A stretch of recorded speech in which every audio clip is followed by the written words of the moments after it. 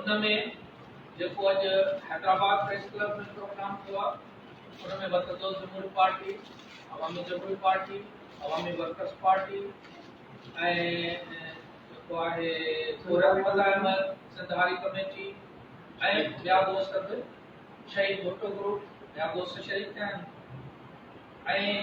हिते बि असां वतन जमहूरी पार्टी, अवामी वर्कर्स पार्टी, अवामी जमहूरी पार्टी असांजो प्रोग्रेसिव साथियुनि जो पुराणो फोरम आहे जागृता फोरम सरकार जी, उहे चारई गॾिजी ये कॉन्फ्रेंस करे रहिया आहियूं। उनजे करे ही प्रोग्राम ॿियनि सालनि जे निस्बत सां इन हवाले सां मुनफ़रिद प्रोग्राम आहे। प्रोग्राम जी शुरुआत में सब खां पहिरीं मां वतन जमहूरी पार्टी जे सरबराह कामरेड गुलशहर शर खे अर्ज़ कंदुमि त हू स्टेज ते अचनि। Comrade Gulshahar sir.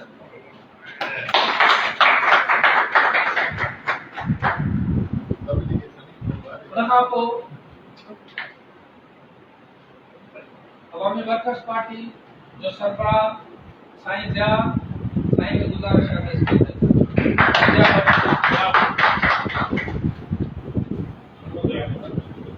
अवामी जमहूरी पार्टी जो मरकजी सरबराह असांजो प्यारो साथी हकीम गंजे जे साहब खे गुज़ारिश आहे।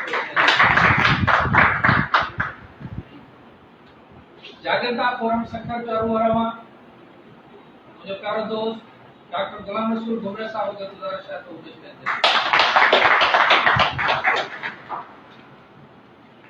साथियों,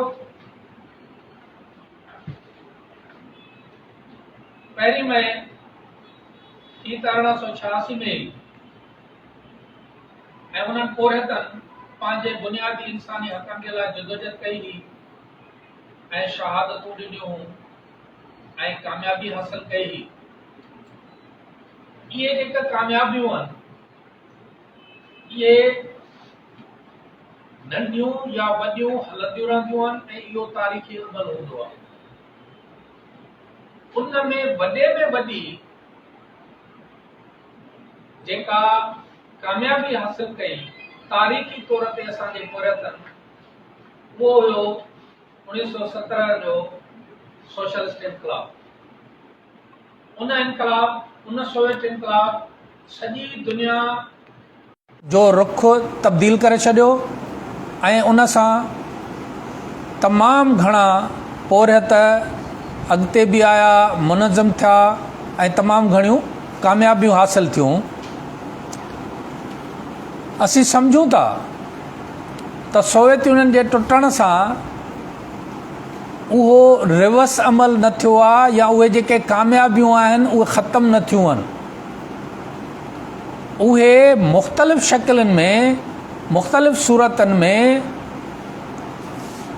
हलनि थियूं ऐं उन सां गॾोगॾु असांजे पोरहतनि जी जदोजहद बि जारी ऐं सारी आहे। जेका इहा बि इन ॻाल्हि जो बि सबूत आहे हाणे त असीं हिते जेको गॾु आहियूं या असां जेको सिंध में, पाकिस्तान में या सॼी दुनिया में जेके बि सोशलिस्ट, जेके बि डेमोक्रेट या तरक़ी पसंदि जदोजहदूं हलनि थियूं पियूं उहे सभु इन इनकलाब जो समरी आहिनि ऐं उन जो तसलसल आहिनि। उहो तसलसल हाणे अॻिते वधे थो। इन जी शुरूआत सभ खां पहिरीं मां पंहिंजे दोस्त साथी अली मर्दा शेख साहब खे गुज़ारिश कंदुमि त हू अचनि ऐं पंहिंजे ख़्यालनि जो इज़हार कनि। साथी अली मर्दा शेख असांजे सखर म्यूनिसिपल यूनियन जो सरवाण आहे। साईं हिकिड़ो मिंट भला।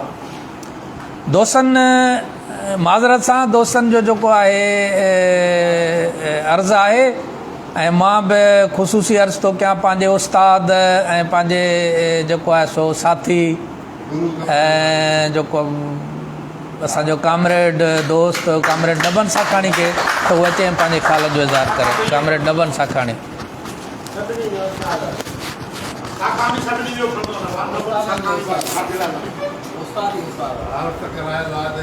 प्रेस सेक्रेटरी मरकज़ी प्रेस सेक्रेटरी आहे इहो वरी कॾहिं थियो ये वसूली हुयो ये विकार में मिठाई बि त छा जे लाइ हुयो चर्चा करे वठनि पोइ ॻाल्हि था कयूं। महिरबानी सभिनी दोस्तनि जी इज़त अफ़ज़ाई जी। असुल ॻाल्हि जेका आहे कि थोरो जीअं सिलसिले जो प्रोग्राम आहे हमेशह असां रोडनि ते कंदा रहिया आहियूं। बंदि कमरनि जी असांजी अमूमन रीत नाहे, पर इहो रुॻो हिन दफ़े थियो आहे। असुल में हिन दफ़े ख़मीस ताईं कंहिंखे ख़्यालु ख़्वाब बि कोन हो त को यौम बई जो प्रोग्राम सखर में बि को करिणो आहे। ख़ासि कर जेके सखर जा तरक़ी पसंदि दानिशर ॾाढा वॾा माण्हू आहिनि। जसो जे ज़िया भट्टी में मिलिया उते त यार पोइ घणो नथा करे सघूं त थोरो ई कयूं। चई मां हिननि जूं ॻाल्हियूं ॿुधां पियो वेठो ऐं पोइ हेड़े क़िस्म जो प्रोग्राम हुननि तरतीब ॾिनो। कुझु दोस्त रहिजी विया जेको न रहिजणु खपनि। हा या तकड़ कोताही इलाही ॻाल्हियुनि जे करे हीउ न थियो आहे। हिकु ॻाल्हि त इहा आहे। ॿी ॻाल्हि छा आहे? ॿी ॻाल्हि इहो बि इक़रार थी करे त असां मज़दूर तबिके मंझि न आहियूं। मज़दूर तबिके वटि असां न आहियूं। असां ॻाल्हियूं मज़दूरनि जूं कंदा आहियूं, मज़दूरनि जा नारा बि मथां हणंदा हुजऊं, पर कराचीअ में बि असांजी पोजीशन न आहे, हैदराबाद में बि एॾी वॾी न आहे, सखर में बि न आहे, कंहिं मिलियुनि में असांजी पोजीशन कान्हे। हाणे जेका साईं जो ॿुधायो त 1886 जो मसइलो आहे, हीउ वाक़िअ थियलु आहे जंहिंमें के फाही चढ़िया के गोलियूं हुआ। उन्हनि या त मल या त नौज़बिल्ला इमाम हुसैन जी बि मल्हाईंदा आहियूं, पर मुंहं में मूसा जहिड़ा हूंदा आहियूं, अंदरि मंझि इब्लीस। असां इहे सभु कमु कयूं अथा, पर असांखे मोट छो नथी मिले? किथे असां कूड़ा आहियूं, किथे असां सचा आहियूं, इहो बि गौर करणु पवंदो। न त इहा अॼु 30-20 माण्हू आहियूं ऐं हिकिड़े बंदि कमरे में, एयर कंडीशन कमरे में, ऐं पघर खां हाणे डिॼूं था, उस खां बि डिॼूं था, ॾींहं खां बि लहरायूं था, पर तारीख़ असांखे माफ़ु न कंदी। जे केरु चए थो त असां इहे सभु सहूलियतूं ऐं इहे वठूं ऐं इन्हनि सहूलियतुनि सां हलूं, सॉरी, अवां वेंदो आस्ते आस्ते खुटंदा। जेसीं ताईं जिन माण्हुनि जो मसइलो आहे यौम माए, जिन माण्हुनि जो मसइलो आहे बुख, जिन माण्हुनि जो मसइलो आहे बेरोज़गारी, जिन माण्हुनि जो मसइलो आहे ज़िलत, जिन माण्हुनि जो नाइंसाफ़ी, उन्हनि ताईं त असां जेके दानिशर आहिनि उहे पहचान ई कोन था। मां बि ॾोही आहियां, तव्हां बि सभई। हक़ीक़त इहा आहे, असांखे कॾहिं बि देरि न थींदी आहे जो असां इरादो मज़बूत कयूं। ग़लति ऐं ग़लति कयोसीं, ठीकु आहे, सुभाणे खां सही त पंधु शुरू थींदो आहे न, अॻिते वधंदो आहे। ॻाल्हि बि मज़दूरनि जी कयूं ऐं फैक्ट्री जे गेट ते बि न वञूं। ॻाल्हि बि मज़दूरनि जी कयूं, मज़दूरनि सां गॾु झंडा खणी हलूं बि न। पोइ असांखे मज़दूर भला मोट छो ॾिए? असां हलो मज़दूर जेको आहे फैक्ट्रियुनि में असां नथा वञी सघूं त वञणु ॾुखियो आहे, पर हारियुनि में त असांजा मिट माइट आहिनि। सुंदर चाचड़ जो सॼो ॻोठु हारियुनि जो आहे। बॉर्डर ते मां ॾिसी आयोमांसि पंजाब जी, पर हारियुनि में बि असां कोन्हे। सभिनी माण्हुनि जा ॻोठ माइट घणो करे हारियुनि मां मज़दूर 7 ॾींहंनि खां मज़दूर आहे, पर उहो आहे असां ओॾां बि कोन था वञूं हलो हिननि खे बि छॾियो इहे बि ॾुखिया हारी बि मेरा आहिनि पंधर वारा आहिनि ऐं खुटी बि आहिनि हाणे सरमाएदारी जेका आहे जदीद सनत जेका आहे उहो हारियुनि खे बि ॿोड़े छॾियो आहे भला शागिर्द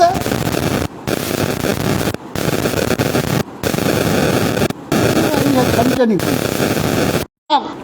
ॿिया पेशावर माण्हू इंजीनियर डॉक्टर रेडीबान उस्ताद प्रोफेसर डॉक्टर पढ़ियल लिखियल बाशऊर तबिको असां हाणे मुसीबत त इहा आहे त असांजो बाशऊर सभु तबिको एतिरो ऑनेस्ट घणो नाहे उन ते बि घणी तनक़ीद आहे हू बि लिबरलिज़म जो शिकार आहे ऐं तमामु वॾो शिकार आहे हुन जी अखियूं आसमान ते आहिनि पेर गप में अथसि पर हाणे कजे छा मज़दूर तबिके खे मुनज़म ऐं मुतहरिक कीअं कबो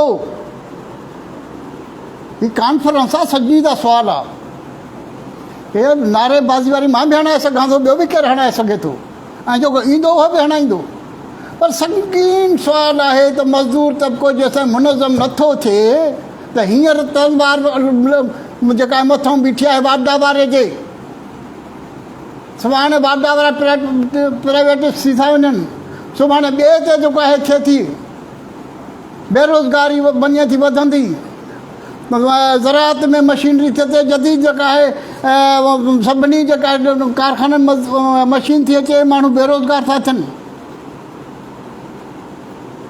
सुभाणे मुंहिंजे पुट खे मुंहिंजे भाइटे खे मुंहिंजे पोटे खे रोज़गार जो ज़मानत ई न आहे अमुन अमान जी ज़मानत न अथसि रोज़गार जी न अथसि वञो था अस्पताल दवा वठणु हलो मूंसां तव्हां त जेके पैसनि वारा वठंदा हो ठीकु आहे पर हलो सरकारी अस्पताल हिकिड़े ॾींहुं मूंखे दवा वठी ॾियो तव्हांजी महिरबानी पर्ची त मिलंदी दवा न मिलंदी ऐं उते बाबा हे टेस्ट कयो महिरबानी कयो चइबो आहे हेतिरा 3000 जमा कराया पोइ टेस्ट थींदई 3000 ॼणा हिते छो स्कूलनि जी हालत जी हालत मज़दूर तबिको त हाणे मज़दूर तबिको हिन मुसीबत मां निकिरे कीअं इहो तव्हां सभिनी जा मां सुवालु रखी थो वञा मूंखे उमेदु आहे त सभु ॾह माण्हू आहिनि ऐं हिन सुवाल ते संजीदगी सां ॻाल्हाईंदा ऐं हिन जो हल ॿुधाईंदा ऐं वधि खां वधि इतिहाद करे वधि खां वधि हिन खे ढिलो ढालो इतिहाद करे अञा मज़बूत करे ख़ासि करे मज़दूर तबिके जे फलाह लाइ या मज़दूर तबिके जे राइट्स लाइ अॻिते वधूं त बि महिरबानी तव्हांजा लख थोरा मूंखे टाइम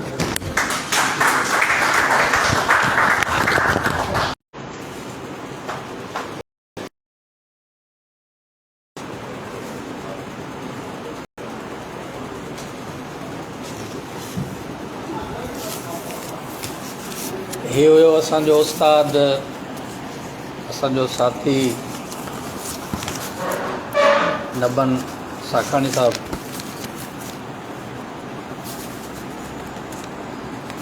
जेको सवाल इन रखियो आहे उन सवाल जे हिसाब सां हाणे मां पंहिंजे हिकिड़े ॿिए दोस्त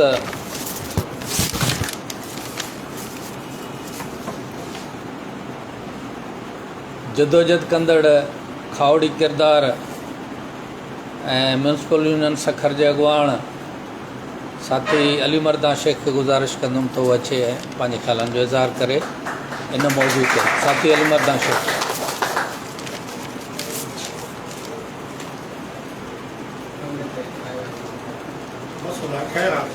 हाँ चले अली मर्दा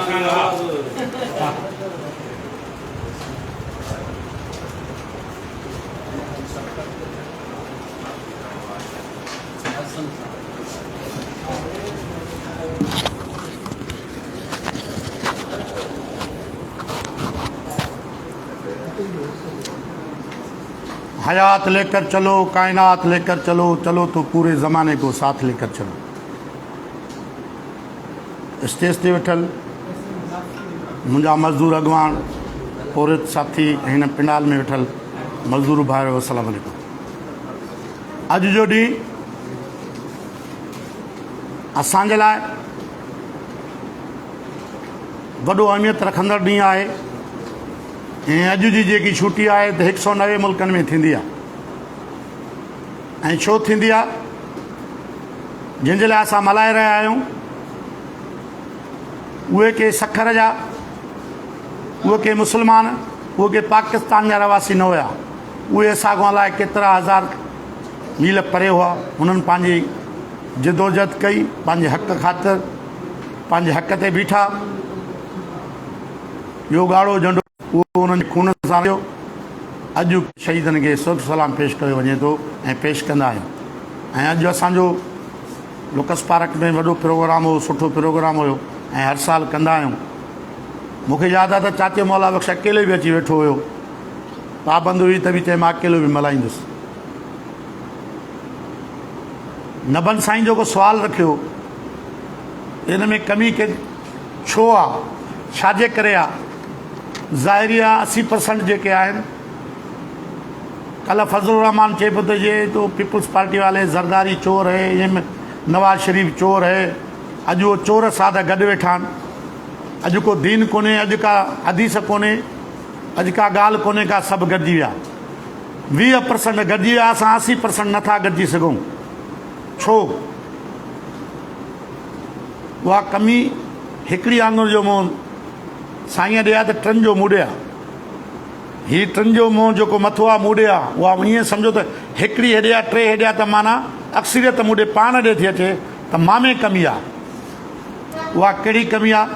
हिते आयासीं स्टेज ते वॾियूं तकरीरूं कयूंसीं, हाल वाल कयासीं, निकितासीं त यादि ई कोन हूंदो। मतिलबु वेठो आहे न गुलशेर साहब पाण कंदो, बसि ख़ैरु आहे, फलाणो वेठो आहे, पीरो वेठो आहे, इनजे करे इहो मसइलो आहे। ऐं जॾहिं असां मरंदासीं पुछा बि ज़रूरु थींदी त स्टेशन ते वेठा हो, वेहो पिया, तकरीरूं कयो पिया, ॻाल्हियूं कयो पिया, हुन ते अमल कयव? भिटाई साहिब जो किरोड़ किताबनि, हिकु क़ुर पाक न किरोड़ किताब पढ़ो, क़ुर पाक जहिड़ा हर्फ़ हिकु नियत नेक त बिस्मिल्लाह बसि। जॾहिं नियत सची करे असां कंहिं कम जे गॾु लॻंदासीं त पोइ असांजो हुनजो सिलो मिलंदो। पर सिर्फ़ु ॻाल्हियूं कंदासीं त कोन मिलंदो। नंबर ॿी ॻाल्हि, मां सभिनी दोस्तनि खे अर्ज़ु रखंदुसि त हीउ प्रोग्राम अॼु जेकी हीअ लेबर कॉन्फ्रेंस आहे, मूंखे ॾुख थो थिए, हीअ असां ॿाहिरि कढूं। हे असांखे त ख़बर आहे छा करिणो आहे, छा थियो आहे, छा न थियो आहे। ॿाहिरि हलंदासीं, ॻोठनि में हलंदासीं, उन्हनि खे सिखिया ईंदी। मूंखां पंहिंजा छोकिरा रोज़ु पुछंदा, चाचा उहो प्रोग्राम जेको करायो अहिड़ो प्रोग्राम नथो कराई। बाबा दोस्त चवनि त कराईंदासीं। याने जॾहिं पटी पढ़ंदा हुआसीं पटी, त उस्ताद अब्दुल रऊफ़ असांखे मेट बि हणणु सेखारींदो हुयो ऐं क्लिक ते अल्फ़ लिखाईंदो हुयो। अॼु असां हिन स्टेज ते बीठा आहियूं। जॾहिं असां वञी करे पटी पढ़ियासीं, जॾहिं वेंदासीं ॻोठनि में, उन्हनि खे क़ाइल कंदासीं, उन्हनि खे शऊर ॾींदासीं, उन्हनि सां ॻाल्हियूं कंदासीं। ऐं उहे वीचारा सूरनि में आहिनि, पर को वञे। चोथों ॾींहुं असांजी मीटिंग हुई सेक्रेटरी लेबर सां कराची में, मां बि उते मौजूदु हुउसि, मूंखे बि दावत हुई। उते हबीबुद्दीन जुनैदी साहब, वॾा वॾा पुराणा लीडर, मज़दूर अॻवान हू मौजूदु हुआ। असांखे जीअं मौक़ो मिलियो, मां पहिरियों ई सेक्रेटरी साहिब खे इहा ॻाल्हि कंदुसि, साईं तव्हांजी लेबर डिपार्टमेंट जेकी आहे असांखे वॾे में वॾो नुक़सानु उन ॾिनो आहे। सखर में लेबर डिपार्टमेंट सिर्फ़ु हिकिड़े ॾींहं ते खुलंदी आहे, जुमेरात वारे ॾींहुं, जेको ल्यू बिस्किट फैक्ट्री खां, आमदगी मिल खां, पेप्सी कोला खां, हामिद फरो मिल खां उन्हनि खां भतो उगाड़े, उन्हनि खां बिस्कुट उगाड़े, उन्हनि खां अटो उगाड़े, उन्हनि खां गिहु उगाड़े, ऐं उहो थैला भरियूं असां ॾिसंदा वेंदा आहिनि। इंस्पेक्टर बि हुन में आहे, तव्हांजो पटे वालो बि हुन में आहे, बकाए ॾींहं पटे वाला वेठा हूंदा आहिनि। असांजे सखर में जेको मज़दूरनि सां ज़ुल्म आहे, हीअ ज़मीनूं असांजियूं हुयूं, असांजा वॾा खेड़ींदा हुया, कंहिं कुड़िमी हुया, कंहिंखे 2 जरे पई, कंहिंखे 8 जरे पई, कंहिंखे 10 जरे पई। जंहिं वक़्तु असां खां ख़रीद कई वियूं, उन्हनि उते असांखे अधु कयो त इहो तव्हांखे रोज़गारु मिलंदो। पर उतां जो जेको मौलवी आहे पेश इमाम, उहो बि 50 जो आहे। उते जेको पेश इमाम आहे उहो बि 50 जो आहे। हाणे हिकिड़ी टीम आई, अज़ीज़ अब्बासी साहिब जे मार्फत, जज साहिबु हुयो, पुराणे सखर हुयो, कुरैश साहिबु, मूंखे अज़ीज़ साहिबु चयो त तव्हां वञोसि। मां मुनवर ख़ान जे मिल में जॾहिं हुनखे वठी वियासीं, मुनवर ख़ान जी मिल में वियासीं, त मां साईं खे चयुमि त साईं हीअ ज़मीन मुंहिंजो पीउ खेड़ींदो हुयो, चाचे फैज़मंद खोसे जी हुई, हिते पीउ मुंहिंजो कुर्मत कंदो, हे असांजा माण्हू वेठा अथव, हिननि खां तव्हां पुछा कयो त असांजी मज़दूरी घणी आहे हिननि जी। हुननि चयो को कोसो हुयो, को कंदड़ो, को शेको, हुननि चयो साईं 340 रुपया। मथे गवर्नमेंट जो ऐलान घणो आहे, उन टाइम 17,000 हुयो। तो ही 340 ऐं ही मैनेजर साहब पीठो आहे, हुनखां मां आपकी तनख़्वाह कितनी, चई 2.5 लाख रुपए। कहाँ से आयो, चई लाहौर से आयो। मतलब असांजी हाल इहो अथव, लाहौर वारो जो हाल 2.5 लाख रुपया अथव। पखो बि मथां न हुयो। इहे सभु कोताहियूं असांजियूं आहिनि, इहे सभु कमियूं असांजियूं आहिनि। मां पाण खे थो चवां जो असां निकिरूं गॾिजी करे कंहिं फैक्ट्री जे ॿाहिरां, कंहिं रोड ते, कंहिं रस्ते ते, हिकु ॾींहुं एहतिजाज, ॿिए ॾींहुं एहतिजाज, 3 ॾींहुं एहतिजाज, ज़रूरु को न को रिज़ल्ट मिले। यार हे सभु गॾिजी विया ॾिठी हिकिड़े ॾींहं में। राति जो 12 बजे जज साहब अची विया, 12 बजे आचर जे ॾींहुं इंतिहा दुनिया परेशान आहे। आचर ॾींहुं जज साहब जान अची विया, आचर ॾींहुं 12 बजे कोर्टूं खुलियूं, आचर ॾींहुं फतवा थी वई। हिते सालनि जा साल जेके आहिनि, हाणे अॻे मां हुन में ॾिठो त चईं बाइज़त बरी, हेॾो लिखियलु त हे फांसी चढ़ी विया आहिनि, यानी फांसी चढ़ी विया, हाणे बाइज़त बरी थिया 2 सालनि खां पोइ। इहो असांजे पाकिस्तान में ईअं थी थो सघे त असां जॾहिं गॾिजी करे कुझु न कुझु कयूं, हो ॾिसो था सभु गॾिजी विया। अॼु हुननि जी हुकूमत अची हिकिड़े ॾींहं में, हिकिड़े कलाक में अची वई। खटियल जेके हुआ, हलिया हुया, जेके हारियल हुया, गॾिजी करे ठही विया, हर शइ थी वई। हिन जे लाइ असांखे सोचणु खपे, असांखे निकिरणु खपे। असांजा जेके दोस्त आहिनि, असांजे जेके पाड़ेसरी आहिनि, जेके असांजा मज़दूर आहिनि, असांजे वाझाइनि था, शागिर्द असांजे वाझाइनि था, असांजा पाड़ेसरी असांजे वाझाइनि था, पर कमियूं असांजियूं अथव। असांजे म्यूनिसिपल कॉर्पोरेशन में मां तव्हांखे ॿुधायां त 34 रुपया होलसेल जी चकी साबुण जी आहे, 36 रुपया दुकानदार विकिणंदो आहे, 118 रुपया जो बिल निकितो आहे। तेल ॾिनो अथऊं 1.5 लीटर 700 रुपए, 1 लीटर 700 रुपए जो। ऐं बोतल में जॾहिं विझी ॾिनो अथऊं, उहा पेप्सी जी बोतल ख़ाली, उनजी 38 रुपया रक़म ईंदो, ख़ाली जेकी पी करे फिटी कंदाऊं, को पुछण वारो कोन्हे।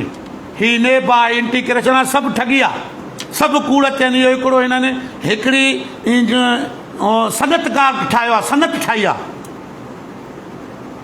हिकिड़ी हिननि सनत ठाही आहे त काॾों न काॾों तूं हे खणी आ, तूं हे खणी आ, तूं हे खणी आ, तूं हे खणी आ, बसि अचे असां वटि। ईंदो किथे, उहो वताए फ़क़ीर आहे कंहिंजे चए मां हिन लाइ वेठा हुनजे मुंहुं। हाणे हिननि सभिनी जी ॻाल्हि आहे त सभु हेॾो हेॾो करे ईंदा हिते।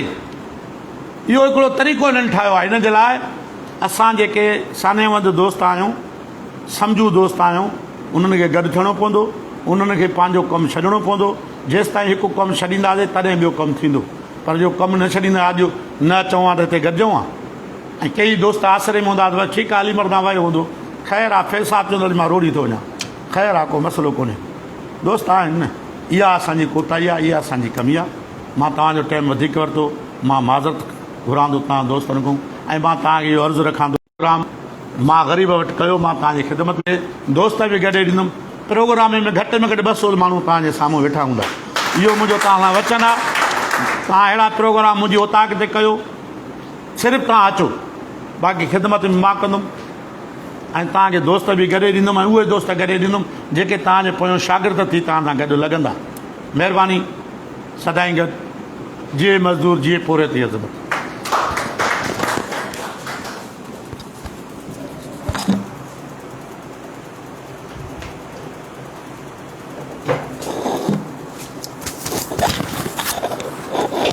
असां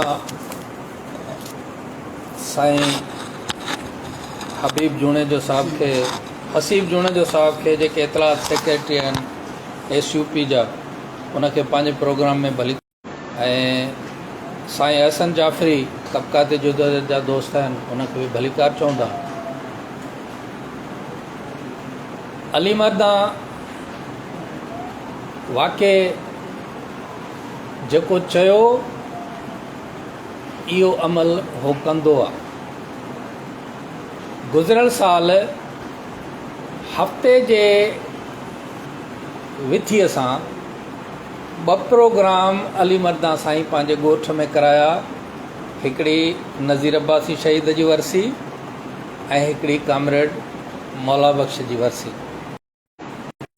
ऐं असांजी समूरनि दोस्तनि जी वाक़ई जेका हुन ऐलानिया ॻाल्हि कई आहे त कोताही असांजी आहे, बाक़ी हुन जूं ख़िदमतूं अहिड़नि तमामु घणनि असांजे दोस्तनि साथियुनि जूं ख़िदमतूं उहे हर वक़्तु असांजे लाइ हाज़िर आहिनि।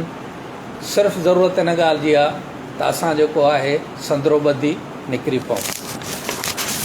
हाणे मां हिकिड़े पंहिंजे ॿिए दोस्त जेको साबिक़ जनरल सेक्रेटरी आहे असांजे सखर बार जो इंतिहाई महिनती सुंदर चाचड़ खे गुज़ारिश कंदुमि पंहिंजे ख़्यालनि जो।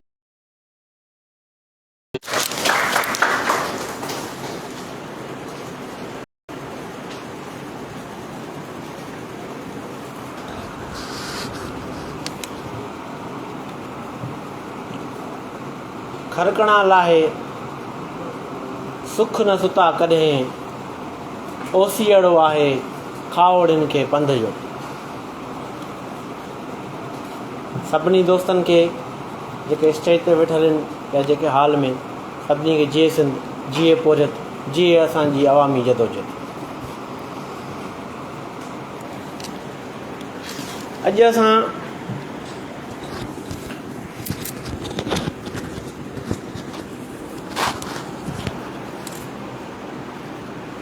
तमामु अहम ॾींहुं जे हवाले सां ही कॉन्फ्रेंस करे रहिया आहियूं। जीअं नबन साखाणी चयो त अफ़सोस जी ॻाल्हि इहा आहे त उन्हनि मज़दूरनि मां माण्हू असां वटि आहिनि ई कोन।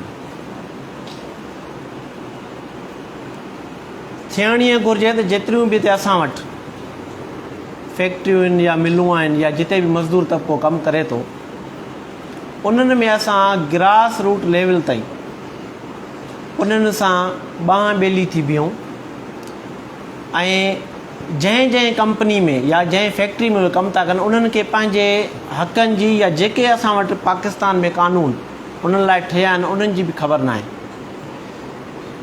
त कहिड़ो इदारो रजिस्टर्ड आहे या न आहे। जेकॾहिं आहे बि त उन में छा उन मज़दूर जी रजिस्ट्रेशन EUBI वटि थियल आहे या न आहे थियल। काफ़ी केस असां वटि अहिड़ा ईंदा आहिनि वकालत जे हवाले सां त उन्हनि मज़दूरनि खे ख़बर ई न आहे त जंहिं इदारे में मां कमु कयां थो ऐं उन्हनि जो जेको मूंखे जेको ॿियो लीगली जेको बेनिफिट आहे, जेको उनजो लीगली राइट आहे, उहो उनखे मिली रहियो आहे या न। उनखे इहा ख़बर तॾहिं पवंदी जॾहिं असां उन्हनि सां गॾु ॿांह ॿेली थी करे कमु कंदासीं या उन्हनि जे कमु ईंदासीं, उन्हनि खे इन्हनि खां बाख़बर कंदासीं त तॾहिं वञी जेको आहे सो उन्हनि जा कुझु न कुझु जेके मसइला आहिनि उहे हल थींदा। बाक़ी हाणे असां किन चार दीवारीअ में सुठो अमल आहे, न हुजण खां कुझु करणु बहितर आहे।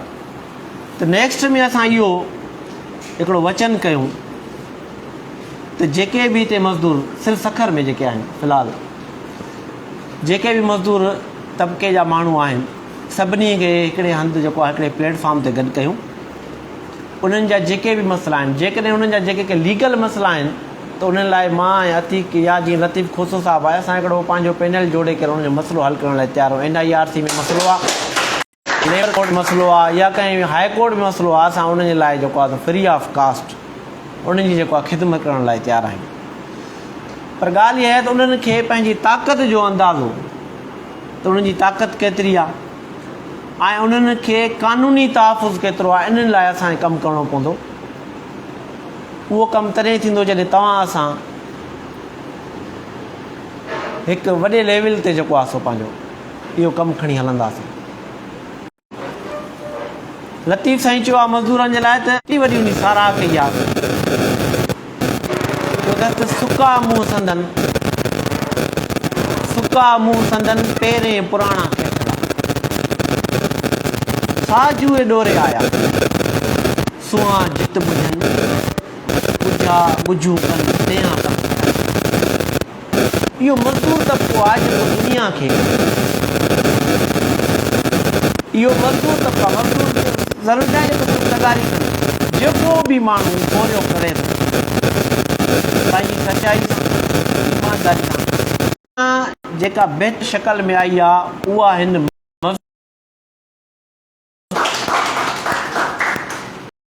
तंहिं करे मां तव्हां सां इहा कमिटमेंट थो कयां लीगल हवाले सां या जंहिं बि फोरम ते तव्हां असांखे सॾु ॾिनो असां तव्हां सां सॾ सां गॾु जेको आहे सॾु ॾींदासीं। महिरबानी।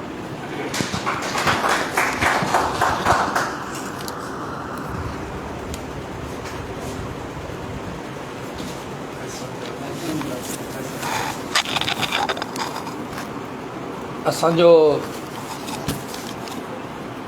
साथी सुजाण अॻुवाण सुंदर चाचड़ हूअं बि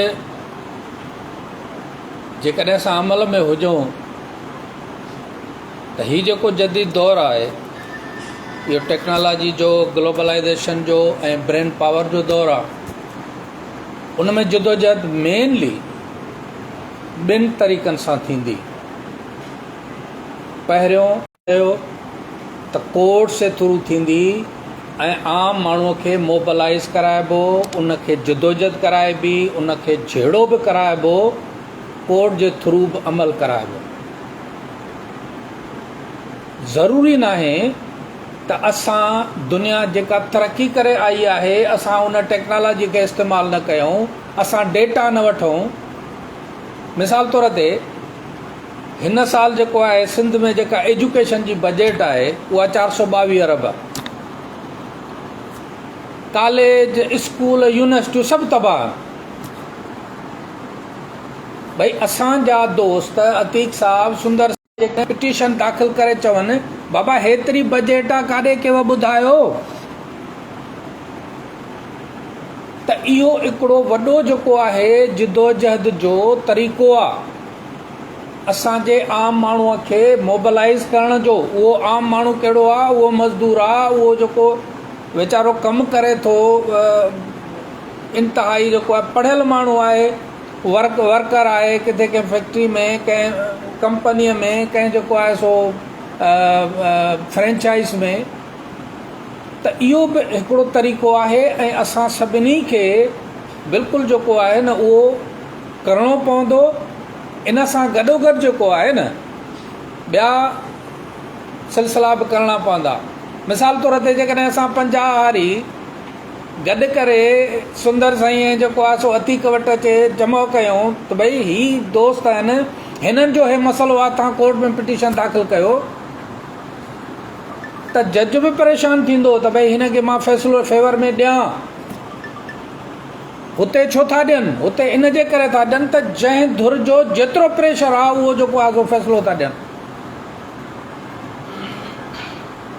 ऐं ॼाणी वाणी हुन इदारनि खे तबाह कयो आहे। लिहाज़ा असांजो हिकिड़ो ॿियो साथी आहे कॉम्प्रेस अॻुवाण आहे, मां 5 मिंट हुनखे गुज़ारिश कंदुमि तो अचनि पंहिंजे ख़्यालनि जो इज़हार कनि। असांजो साथी आहे मोहम्मद बख्श कुरैशी, हुनखे गुज़ारिश आहे तो पंहिंजे ख़्यालनि जो इज़हार कनि। मोहम्मद बख्श कुरैशी।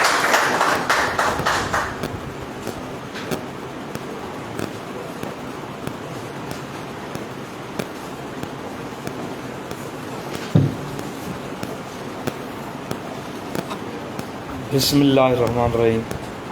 साईं सदाईं करे मथे सिंध सुकरात वसल काबिलता आलम सबाबात।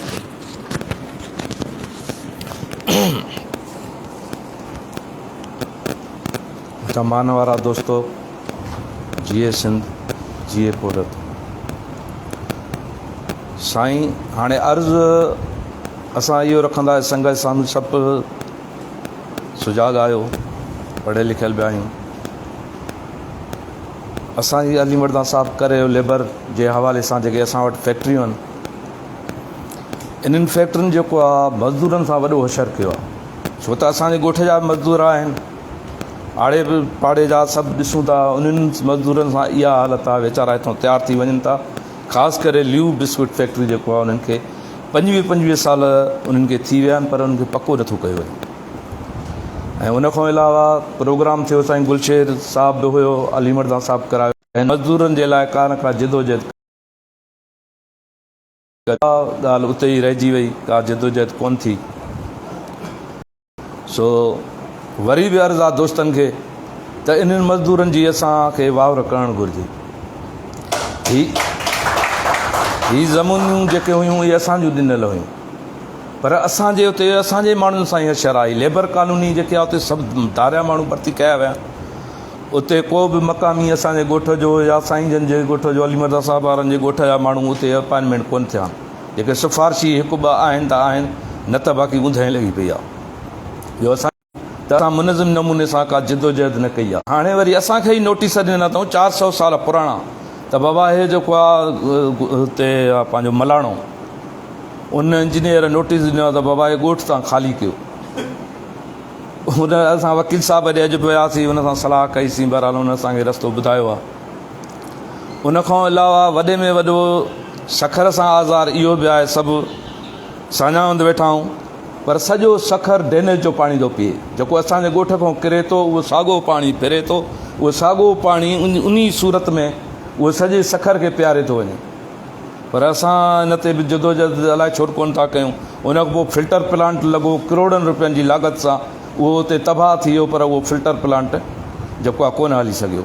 उन खां पोइ हीअ रोडनि जेके असांजो आहे, हिकिड़ो माइटु ऑडिट कंदो आहे हिन जो सॼे सखर जी आयो टीम ते, पर उन रोडनि जा जेके आहिनि उहे चेक बि पास थी विया। चई तव्हां असांखे चई तव्हां जिदोजहद कयो, वञो इंजीनियर ॾे, जेको हुनखे चयो त बाबा चेक पास आहिनि, मां चयोमांसि ॾे भला असली, पोइ ॾुॾी वियो। बहरहाल उहे कोन ॾिनई चेक बेक। सो हशर असां सां इहो आहे, असांखे गॾिजी जिदोजहद करणी पवंदी। तंहिं ॾींहुं बि जेको आया सभु दोस्त चयो त हुयो सभिनी, पर का बि अमली जेको आहे हुनजो को नतीजो न आयो। जो असांजी गुज़ारिश इहा ई आहे त सखर हिकिड़े माफ़िया जे वर चढ़ी वियो आहे। जेकी हिन इंडस्ट्री जा प्लाट आहिनि, माण्हुनि जे ॻोठनि जे प्लाटनि खे उन नक्शनि में उहो मलाणो ॾेखारे थो पियो, ऐं उहे ख़ासि के MNAs MPs उन्हनि खे अलाट कया था वञनि। लाखनि जो दड़ो जेको आहे उनखे बि अलाट करे, हिन जेको आहे पंहिंजो MNA आहे उनजे माइट खे या भाउ खे अलाट कयो आहे, जंहिंजो कोर्ट डिसीजन ॾिनो आहे त इहो ख़ाली करायो, पर उहो ख़ाली थींदे नज़र अञा कोन्ह थो अचे। जो असांजी गुज़ारिश इहा ई आहे त बराए महिरबानी गॾिजी जिदोजहद कयूं त महिरबानी थींदी। GS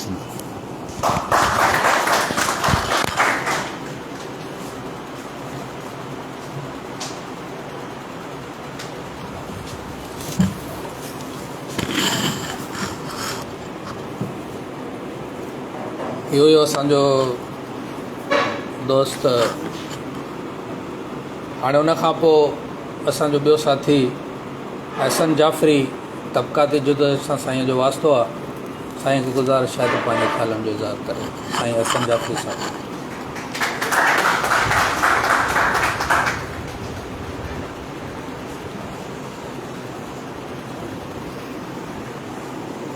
thank you comrade chair. Stage पे बैठे हुए बहुत मोहतरम मेरे तमाम सीनियर तरीन कॉमरेड्स, उन सबको सलाम। शिकागो के शहीदों को ख़ास तौर पे जितनी आवाज़ है उतनी निकलेगी, आप थोड़ा आगे आ जाएं, आप बहुत दूर बैठे हैं।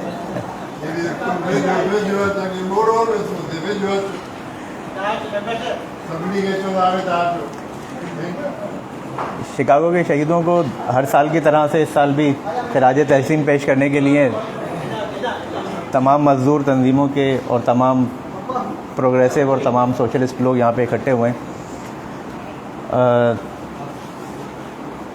अमूमी तौर पर जो जितनी भी अभी तक की गुफ्तगू हुई उसमें हमने यही देखा कि मज़दूर तहरीक जो है इस वक्त पाकिस्तान में बहुत बुरी तरीके से पसपाई का शिकार है, और ये कोई अभी 1-2 साल के अरसे में नहीं हुआ है। ये पिछले अगर हम देखें तो सोवियत यूनियन के टूटने के बाद बाकायदा तौर पर एक बहुत बड़ा खिला पैदा हुआ मज़दूर तहरीक के अंदर। मायूसी भी थी, बहुत शदीद किस्म की मायूसी भी थी।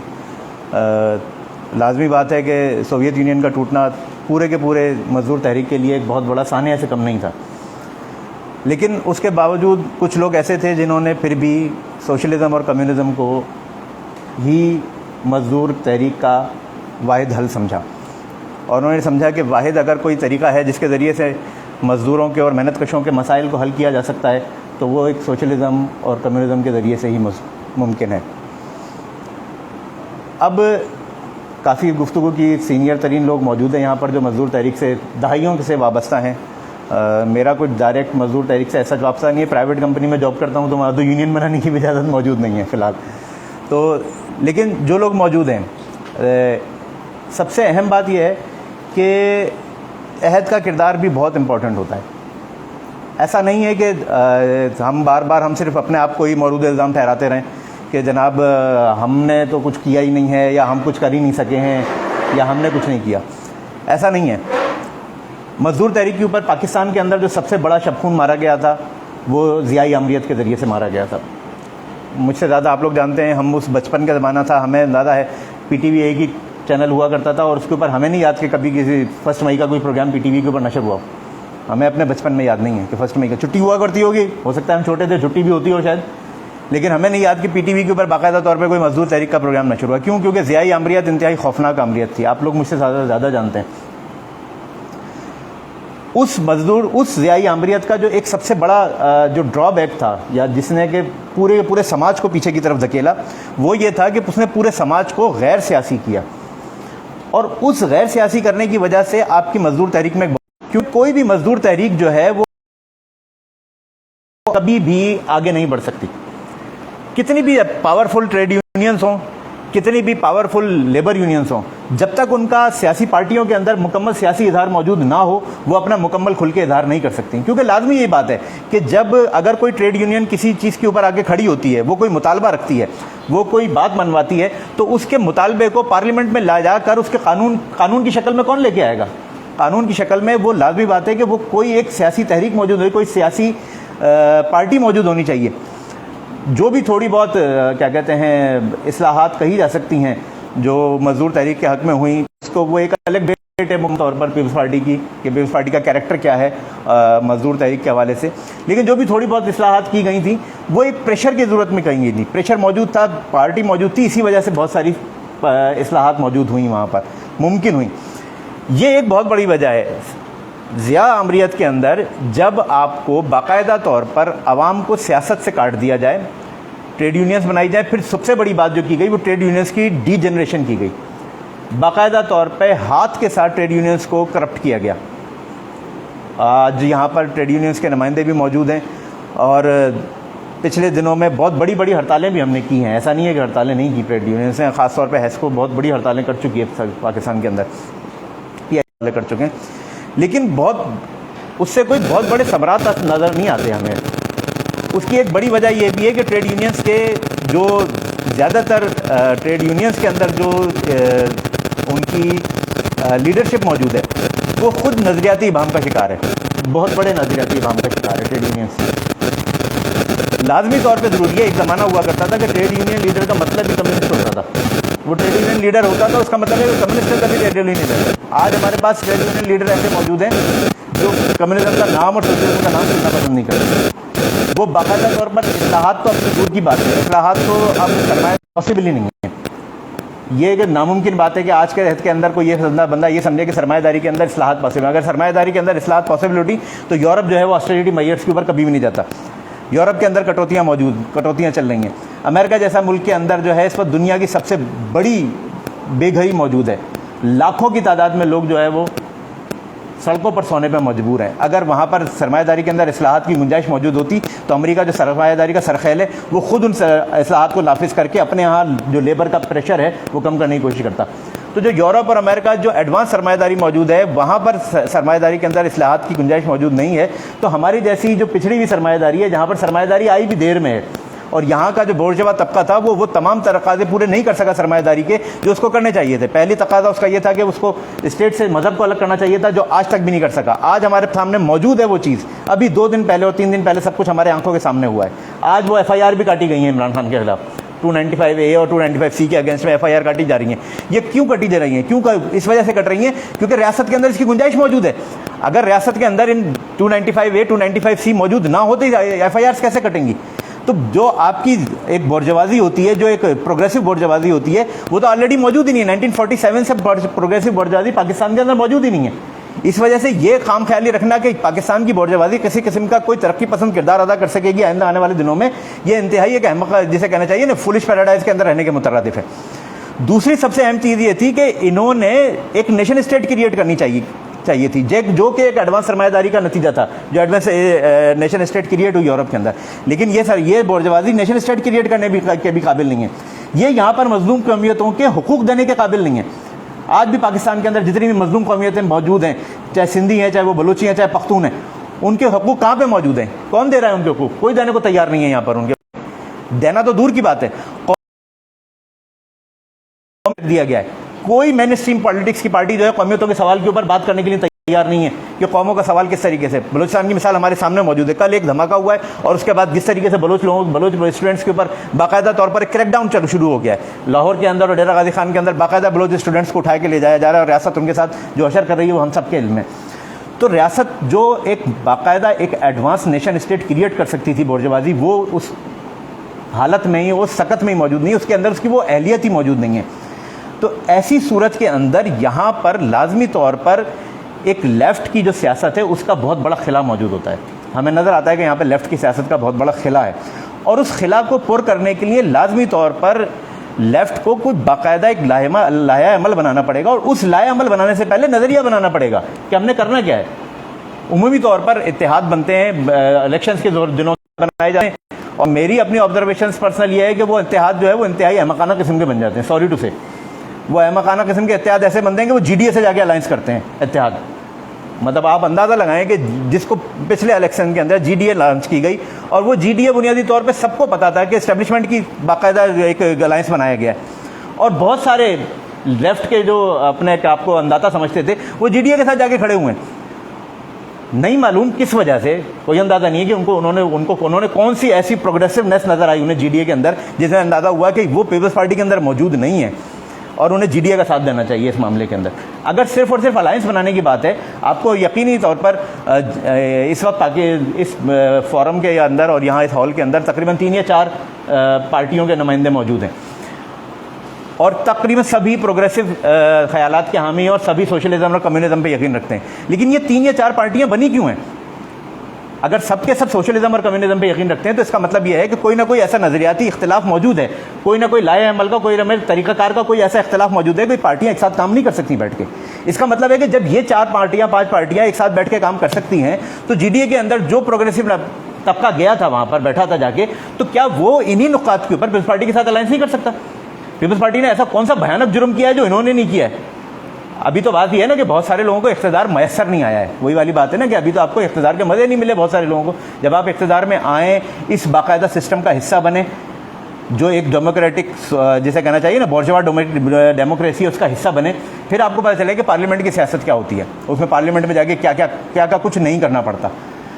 अब प्रॉब्लम ये आ जाती है कि एक तरफ जो सोशलिस्ट और कम्युनिस्ट हैं वो बाकायदा तौर पर इस बात पे पक्का यकीन रखते हैं कि जो बोर्जवा जमहूरियत है वो तमाम के तमाम मसाइल हल करने में नाअहल है, वो मेहनत कशों के कोई मसाइल हल नहीं कर सकती किसी भी सूरत के अंदर। और फिर आप इलेक्शन के अंदर भी जा रहे हैं, ख़ास तौर पर जब आप इलेक्शन के अंदर जा रहे हैं ख़ास तौर पर, तो लाजमी बात है आप कुछ चीज़ों को सरेंडर कर रहे होंगे अपने। कोई ना कोई ऐसे आपके मुतालबात होंगे जो आप सरेंडर करेंगे। लाजमी बात है आप इस आइन के ऊपर, आप इस कानून के ऊपर एक सोशलिस्ट और कम्युनिस्ट रियासत की बुनियाद नहीं खड़ी कर सकते। लाजमी बात है आपने अगर एक सोशलिस्ट कम्युनिस्ट रियासत की बुनियाद खड़ी करनी है तो आपको इस आइन को ख़त्म करना पड़ेगा सबसे पहले मरहले के अंदर, क्योंकि ये आइन एक बोर्जवा आइन है। आइन के अंदर ऐसी दफात मौजूद हैं जो किसी सूरत भी इंसानी दफात कहलाने के लायक नहीं है। जमहूरी तो दूर की बात है, वो इंसानी दफात कहलाने के लायक नहीं है। तो आपको इस आइन को ख़त्म करना पड़ेगा पहले मरहले के अंदर। जब आप इस आइन को ख़त्म करेंगे तो ऑटोमेटिकली आप इस आइन के अंदर रहते हुए इस आइन को ख़त्म नहीं कर सकते। ये एक खाम ख्याली है कि आप आइन के अंदर रहते हुए, आज तक ज़िया दौर की जो स्याह तरीन अमेंडमेंट्स हैं, चाहे वो ब्लेसफेमी की सूरत में मौजूद हो या ख़वातीन के ख़िलाफ़ क़वानीन की सूरत में मौजूद हैं, कोई एक भी डेमोक्रेटिक गवर्नमेंट ताकत नहीं लगा सकी है। इवन आपके पास समाज की जो हालत है, जितनी रुजतियत समाज के ऊपर हावी हो चुकी है, इस वक्त कोई एक ऐसी सोशलिस्ट और कम्युनिस्ट पार्टी नहीं है जो ब्लेसफेमी लॉ के खिलाफ बाकायदा ऐलान जंग करके सड़क के ऊपर निकल के आ सके, क्योंकि उसको पता है कि समाज की रुजतियत इतनी ज़्यादा है कि अगर आप उस वक्त खड़े होंगे 50-60 के बाकायदा ग्रुप की सूरत में खड़े होंगे, अगर उस वक्त कुछ नहीं हुआ तो इंडिविजुअली के लोगों के साथ होना शुरू हो जाएगा वो कुछ जो कुछ हो रहा है। तो समाज की जो हालत मौजूद है इस वक्त, उस हालत पे आते हुए मजदूर तहरीक का सिर्फ एक ही हल है, आप मजदूरों को मुनज़्ज़म करें और उनको इस्लाहात चक्कर में ना उलझाएं। क्या आप इस्लाहात के ज़रिए से सरमायादारी के अंदर कोई गुंजाइश मौजूद बताएं कि मजदूरों के मसाइल का हल सिर्फ और सिर्फ एक सोशलिस्ट समाज से ही मुमकिन है, इसके अलावा मजदूरों के मसाइल का हल किसी सूरत में मुमकिन नहीं है। थैंक यू कॉमरेड्स, बहुत बहुत शुक्रिया।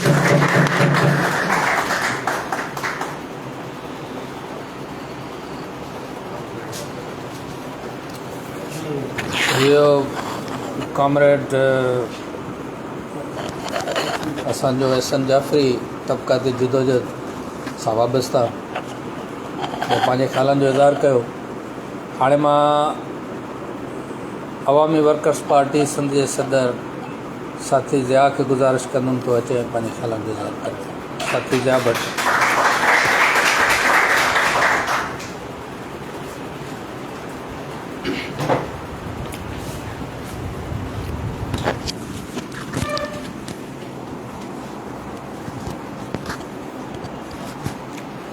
दोस्तों ऐं साथियों, जिए सिंध जिए पोरियत इन शेर सां यकीन मानो, जब तक ये निज़ाम ज़र न बदलेगा, भयानक मुफलिसी की रात का मंज़र न बदलेगा। अगर बिलफ़र्ज़ में रहबर किसी को मान लूँ फिर भी ज़मानत कौन देगा, राह में रहबर न बदलेगा। निज़ाम दहर कितना तलखो तुर्श ही सही लोगो, बदलना होगा खुद तुमको, कोई आकर न बदलेगा।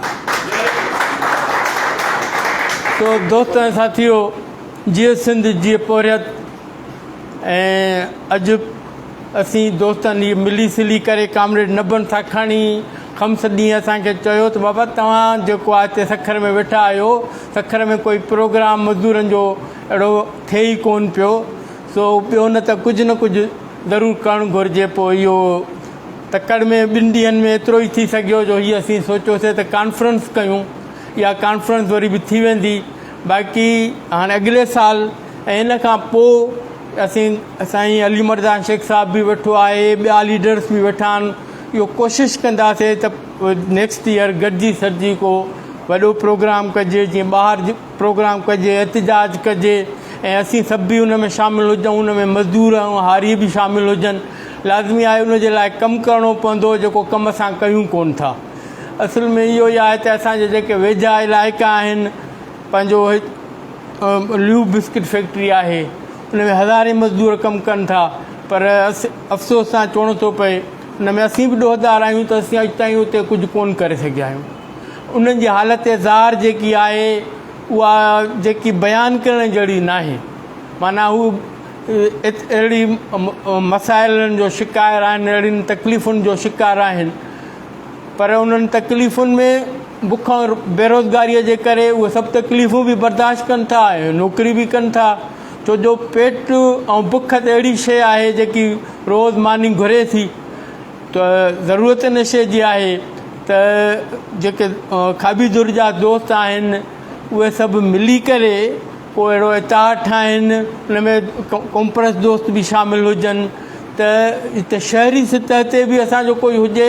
ऐं हाणे कोशिशूं थियनि पियूं त सिंध सतह ते बि हिकिड़ो अहिड़ो अलायंस ठहे जेको तरक़ी पसंदि ऐं कॉम्प्रेसनि दोस्तनि जो गॾियल हुजे, त जेको मक़सदु हिन मौजूदा हुकूमत खे या जेको बि हिते सिस्टम आहे उनखे थोरो चैलेंज करण जी पोज़ीशन में अचे। छो जो नंढड़ियूं नंढड़ियूं तंज़ीमूं आहियूं, असांजो अहिड़ो हाल कोन्हे जो असीं का इनफ़रादी तौर ते काई तंज़ीम पीपुल्स पार्टीअ खे या नवाज़ लीग खे या तहरीक इंसाफ़ खे या जमियत खे या ॿियूं जेके तंज़ीमूं आहिनि, इक़्तिदारी फंक्शनल लीग आहे, उन्हनि खे चैलेंज करे सघूं। ज़रूरत आहे त असांखे गॾु थियणो पवंदो ऐं गॾु थियण खां बग़ैर असीं पंहिंजो ॿियो को रस्तो बाज़ारि असांखे नज़र नथो अचे। सो ज़रूरत आहे त अॼु हैदराबाद में बि प्रोग्राम थियो आहे, उन में बि 8-10 तंज़ीमूं जेके आहिनि उन्हनि मिली करे प्रोग्राम कयो आहे। असीं हिते 4 तंज़ीमूं आहियूं, पर असांखे बि कोशिशि करणी घुरिजे आहे त वधीक तंज़ीमुनि खे हिन में शामिलु कयूं हा, जीअं हिते वधीक दोस्त बि गॾु थियूं ऐं उन्हनि जो जेको आहे विज़न या उन्हनि जा ख़्यालात बि असां ॿुधी सघूं हा। सो ज़रूरत इन शइ जी आहे कामरेड्स त दोस्तो त जदोजहद कजे ऐं जदोजहद खां बग़ैर ॿियो रस्तो कोन्हे। जदोजहद जा तरीक़ेकार मुख़्तलिफ़ थी सघनि था, उन ते वेही करे पाण में ॻाल्हि ॿोल कजे त कहिड़े तरीक़े सां जदोजहद कजे। अवामी वर्कर्स पार्टी सॼी सिंध में ऐं पूरे पाकिस्तान में कोशिशि करे रही आहे। असीं घणो करे जुलाई में पाकिस्तान लेवल ते सभिनी तंज़ीम लेफ्ट जी तंज़ीमुनि जो पंहिंजो लाहौर या इस्लामाबाद में इजलास बि कराए रहिया आहियूं त भई जेके बि तंज़ीमूं आहिनि असां लेफ्ट जे मुख़्तलिफ़ ग्रुप्स आहिनि उहे गॾिजी करे काई कुवत में पाण खे तब्दील कंदा आहियूं। उहा कुवत में ठही करे हिननि हुकुमराननि जे जेके हिकिड़ा वञनि था ॿिया अचनि था, सभु को इहो ई पिटे थो त साईं महांगाई हो करे वियो, वरी ॿियो अचे थो उहो चए थो साईं हो महांगाई करे वियो, असां छा कयूं। माण्हुनि जो जेको असरु आहे उहो तव्हां ॾिसो था त आम माण्हुनि जी हालति ॾींहों ॾींहों ख़राबु थींदी थी वञे। उनखे कोई रिलीफ कोन्हे, उन्हनि जे लाइ कोई मसइलो हल करण लाइ तयारु। मज़दूरनि जी हालति, असीं आम माण्हुनि जी जॾहिं हालति त सम्झो जेके मज़दूर जेके 15,000 20,000 25,000 नौकिरी कनि था, उहे पूरा वेजिस बि उन्हनि खे कोन था मिलनि। कोई उते वीचारो 400 तो नौकिरी थो करे, कोई 500 ते ॾियारी तो कमु करे थो, ऐं उहे छुआरा मार्केट में त ग़रीब औरतूं वीचारूं 2-2 100 ते जेको आहे सॼो ॾींहुं कमु थियूं कनि। उन्हनि जी वार करण वारो कोई कोन्हे। अचो त गॾिजी करे सभई इन मसइलनि खे सोचूं ऐं मज़दूरनि ऐं हारियुनि सां बहितरीअ जो को रस्तो निकिरी सघे। GSN साईं।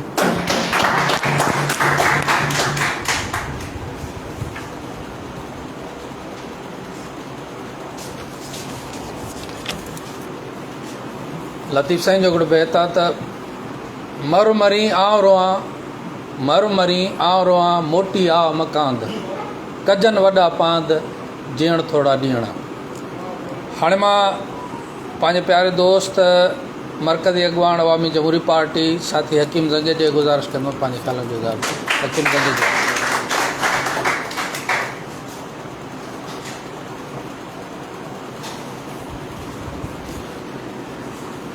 इंतहाई क़ाबिल एहतराम साईं गुलशेर शर साहब ऐं हिन प्रोग्राम में वेठल दोस्तो।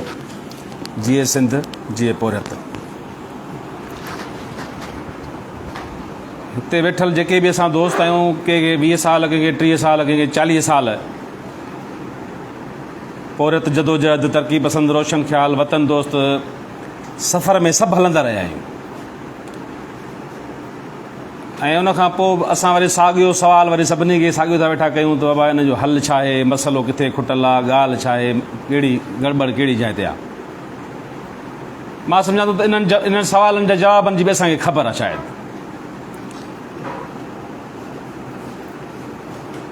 सोवियत यूनियन ज़ाहिर आहे, सोवियत यूनियन जे टुटण खां पोइ हिकिड़ो बहरान त मुल्क सॼी दुनिया में अञा ताईं आहे। उहो नज़रियाती हुजे, उहो सियासी हुजे, उहो जदोजहद जे ख़्याल खां हुजे, उहो सॼी दुनिया जो मसइलो आहे, रुगो सिंध जो या पाकिस्तान जो मसइलो न आहे। असां छा था कयूं जो फिरी फिरी ॾोहारी पंहिंजो पाण खे था कयूं। मुंहिंजो वेहे मंझि वॻ पर खथूरीअ ॾार चरे, मां मुंहिंजे करहे पधर पग में लॻ, जग सी जहिड़ो जग पर हीअं सी हुत चरे। असां जहिड़े बि हाल में आहियूं, असां पंहिंजे आवाम सां गॾु बीठा आहियूं, असां पंहिंजे मज़दूर तबिके सां गॾु बीठा आहियूं, असां पंहिंजे पोर तबिके सां गॾु बीठा आहियूं, असां पंहिंजे ग़रीब तबिके सां गॾु बीठा आहियूं, असां रोशन ख़्याली सां गॾु बीठा आहियूं, असां तरक़ी पसंदीअ सां गॾु बीठा आहियूं, असां क़ौम दोस्ती सां गॾु बीठा आहियूं।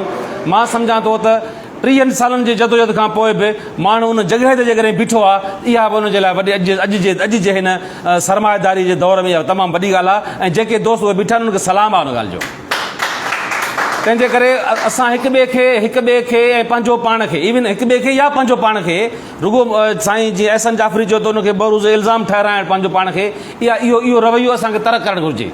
हीअ असां जेको बि कमु कयूं था, हीअ नंढड़ी कॉन्फ्रेंस क़ाबिल फ़ख़ुरु आहे। कॾहिं कॾहिं का ॻाल्हि तव्हां सुठी था कयो, उहा बि तव्हांजे लाइ क़ाबिल फ़ख़ुरु आहे। जेकॾहिं को हिकिड़ो शाइर हिकिड़ो सिट सुठी थो चई वञे, उहा बि क़ाबिल फ़ख़ुरु जहिड़ी ॻाल्हि आहे। मिटाई बि शाइरी करे वियो न, उहा असांजे लाइ क़ाबिल फ़ख़ुरु आहे। असां दुनिया जे 1885 खां वठी जेका बि जदोजहद हले थी पई, उन खां अॻे सुकरात खां वठी, अरस्तू खां वठी, डेमोक्रेटस ऐं हिराक्लिटस खां वठी, कांट खां वठी, कार्ल मार्क्स ताईं अॼु जे दौर में जेका बि तरक़ी पसंदी, रोशन ख़्याली, वतन दोस्ती, क़ौम परस्ती, खाबी धोरी जेका बि सियासत आई आहे, असां उन ई सफ़र में बीठा आहियूं। मार्ग जे मरनि वॾा ताले तन जा। रुगो का मंज़िल, मुंहिंजे ख़्याल में मंज़िल नाले का शइ दुनिया में थींदी ई न आहे। मुसलसल जदोजहद कंदो रहणु, मुसलसल उहा उन पंहिंजी ॻाल्हि ते, पंहिंजे नज़रिए ते, पंहिंजे ख़्यालनि ते, पंहिंजे सोच मुताबिक़ मैदान अमल में रहणु, कॾहिं तेज़, कॾहिं ढरो हुड़क हलो, धीमा हलो, जे पोइ बि पिरीअ जो पंधु भलोड़े। कॾहिं आस्ते कॾहिं तेज़ माण्हू इहो इहो इहो इंसानी मिज़ाज आहे, उन ते बीठो आहे। इहा ॻाल्हि क़ाबिल फ़ख़ुरु आहे। जेके बि दोस्त बीठा आहिनि, जहिड़ी बि सियासी तनज़ीम में आहिनि, उनखां पोइ मसइला कहिड़ा आहिनि? ज़ाहिर आहे मसइला बिल्कुलु आहिनि, नज़रियाती मसइला बि आहिनि, सियासी तनज़ीमुनि जा मसइला बि आहिनि, सियासी लीडरशिप जा मसइला बि आहिनि। हिकिड़ा तमामु घणा मसइला आहिनि। उहो ज़ाहिर आहे अहिड़े क़िस्म जे कॉन्फ्रेंस में इन्हनि समूरनि मसइलनि जो हल असां नथा कढी सघूं। असां वटि इहो हूंदो आहे जॾहिं को बहस कंदा आहियूं, जॾहिं को असां डिस्कशन कंदा आहियूं, जॾहिं की असां कचहरी कंदा आहियूं ॻाल्हियुनि में, उन में इहो हूंदो आहे त मुंहिंजी ॻाल्हि सही आहे ऐं मूंखे रुॻो खटिणो आहे, मूंखे पंहिंजी ॻाल्हि मञाइणी आहे। बसि जेको मां जीअं सम्झां थो, जीअं सोचां थो, मां ई सही आहियां, ऐं हीअ जेको बहस हले थो, कचहरी हले थी, इन समूरनि खे मूंखे पंहिंजी ॻाल्हि मञाइण जे लाइ मां थो बहस कयां। हिकिड़ो त इहो इन रवैये मां जान छॾाइणी पवंदी असांखे।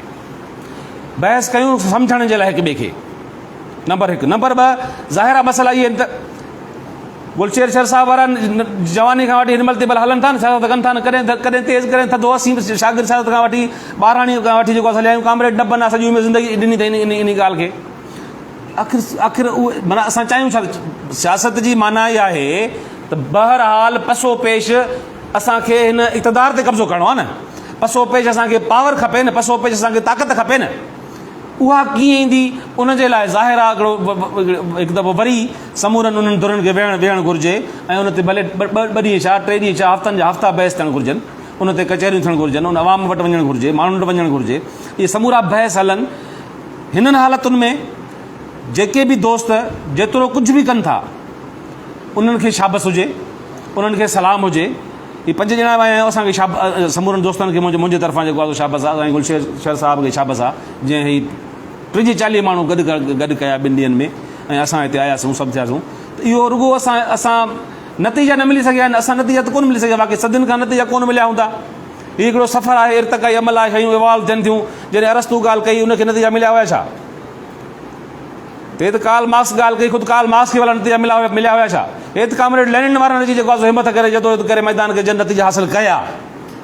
उनखां पोइ वरी हिकिड़ो ट्रांज़ेक्शनरी पीरियड आहे। सॼी दुनिया हिकिड़ो ट्रांज़ेक्शनरी, सदियुनि जो सदियूं। कॾहिं तव्हां आसमान में ॾिसो, सितारा हूंदा आहिनि, सितारा बीठा हूंदा आहिनि, कॾहिं को सितारो अची हीअं चमको ॾेई हलियो वेंदो आहे। ईअं जेके दुनिया जे अंदरि तमामु वॾियूं तब्दीलियूं आहिनि, या इनकलाब जिन खे असां चऊं, उहे हेॾे लखे सालनि इंसानी तारीख़ जे लखनि सालनि में, कॾहिं लखनि सालनि खां पोइ, हज़ारनि सालनि खां पोइ को जेको इनकलाब अचे थो, उहो ईअं सितारे वांगुरु चमको ॾेई हलियो थो वञे। वरी हिकिड़े वरी इंसानी समाज जेको आहे सो उन ट्रांज़ेक्शनरी पीरियड में हलियो थो वञे। हीउ हिकिड़ो उबूरी दौरु आहे जेको असां को ॾोह न कयो आहे, जो असांखां मसइलो जेको हल नथो थिए। असां त पंहिंजे वित ऐं वसायर पंहिंजे मैदान अमल में आहियूं, पोइ उन में असां में कोताहियूं ज़रूरु हूंदियूं, असां में कमज़ोरियूं ज़रूरु हूंदियूं, असां में खोटूं ज़रूरु हूंदियूं। माण्हू आहियूं ऐं माण्हुनि जी पार्टियूं आहियूं, पर इन में असां को ॾोह कोन कयो आहे। पंहिंजे वित ऐं वसायर असां बीठा आहियूं, ऐं असां ऐं उन में हाणे ज़ाहिर आहे हीअ शइ वधीक ताक़तवर कीअं थिए, इहो ज़रूरु सुवालु आहे। हाणे उन ते अचो त ॻाल्हायूं, उन ते अचो त कचहरी कयूं। सियासत जे लाइ ज़ाहिर आहे बेपनाह तव्हांखे पैसो खपे। ईअं फ्री फंड में अॼु जे ज़माने में, अॼु जे हिन सरमाएदारी जे दौर में, पाकिस्तान जहिड़ी क्लाइंट स्टेट में तव्हां कामरेड नबन जहिड़ो ऐं मूं जहिड़ो मौलाई मुड़ुस जेको आहे उते सियासत करणु निकिरनि, हरामिन बलाउनि खे जेको आहे शिकस्त ॾियणी आहे। ज़रे घटि मुकमिल मर्द थी सघां, छाकाणि त मां ऑप्टिमिस्ट माण्हू आहियां, पॉलिटिकल माण्हू, ज़रे घटि थियणी आहे। ऐं ॿियो त डिफरेंसिस ऑफ ओपिनियन जे बावजूदु तव्हां गॾिजी कीअं हली सघो था, इख़्तिलाफ़नि जे बावजूदु तव्हां गॾिजी हलो। हे जेके हींअर तव्हां ॻाल्हि था कयो, सियासी पार्टियूं मथे वेठी आहिनि, रोज़ानो टेलीविज़न ते जेको आहे सो बहस था पिया हलनि, हिकु ॿिए जो कचो खाईंदा आहिनि हिक ॿिए खे, पर गॾु वेठा आहिनि। छा तव्हांजे ख़्याल में जेके वॾियूं पार्टियूं आहिनि, जिन में MNAs, MPAs, minister, senator, councillor, union council खां वठी हज़ारनि जे तइदाद उन्हनि सां गॾु माण्हू आहिनि, छा तव्हां सम्झो हिक ॿिए सां हिकिड़े ज़िले में जेके MNA, MPs आहिनि, उहे हिक ॿिए जूं कचूं मुठियूं खाईंदा आहिनि, पर वेठा आहिनि साॻी पार्टीअ में। असां वटि मसइलो छा आहे थो, कॾहिं कॾहिं चर्चनि में चवंदा पार्टियूं नंढियूं, इख़्तिलाफ़ वरी वॾा। असां नंढड़ियुनि ॻाल्हियुनि ते पंहिंजो माना बुनियादु बनाए इख़्तिलाफ़नि जे वर चाढ़े छॾियूं था शयुनि खे। असां दरगुज़री, सहप, बर्दाश्त उहा असांखे करणी पवंदी। ॿियो तरीक़ेकार इहो आहे। टियों, हाणे छा कजे, मिसाल तौरु इहे समूरियूं शयूं जेकॾहिं असां हल करे वञूं त पोइ छा वाक़ई असां उहो इनकलाब आणे सघंदासीं? उहो इनकलाब कीअं ईंदो? उहो इनकलाब अॼु जे हिन जदीद टेक्नोलॉजी जे ज़माने में तव्हां जेको सोवियत इनकलाब हुयो, ओड़ो रिवोल्यूशन जेको बंदूक जे ज़ोर ते आहे, जेको रत ॾेई आणण वारो आहे, जेको डंडे जे ज़ोर ते इक़्तिदार ते कब्ज़े करण वारो आहे। छा अॼु जे हिन सरमाएदारी जे ज़माने में ऐं जदीद टेक्नोलॉजी जे ज़माने में, हाइब्रिड दौर जे ज़माने में, प्रॉक्सिस जे ज़माने में ऐं एॾी वॾी जॻह सां जंगी टेक्नोलॉजीज़ अची वियूं आहिनि ऐं हाणे का बि शइ ॻुझी न आहे। गोरिल्ला वार जी माना छा हुई? गोरिल्ला वार माना ॻुझ गोह में अटकल करे चोरी छपी हमला करणु न। हाणे अॼु जे ज़माने में तव्हां ॻुझ गोह में छा था करे सघो था? उहो कहिड़ो तव्हांखे रस्तो अख़्तियार करणो पवंदो? आया तव्हां गन पॉइंट ते तव्हां रियासतुनि ते कब्ज़ो करे सघण जी पोज़ीशन में आहियो या थी सघो था अॼु जे हिन जदीद टेक्नोलॉजी ज़माने में? इहो वॾो सुवालु आहे। छा रुगो जदोजहद कंदो रहणु काफ़ी आहे छा? रुगो जदोजहद कंदा रहंदासूं, इक़्तिदार ॿियनि जे हवाले हूंदो, असां रुगो मैदान में हूंदासीं, पिया झंडा खणंदासीं, पिया नारा हणंदासीं, सॼी उमिरि पहिरियों गारियूं ॾींदासीं वॾे सरदारनि खे, जागीरदारनि खे, बोतारनि खे।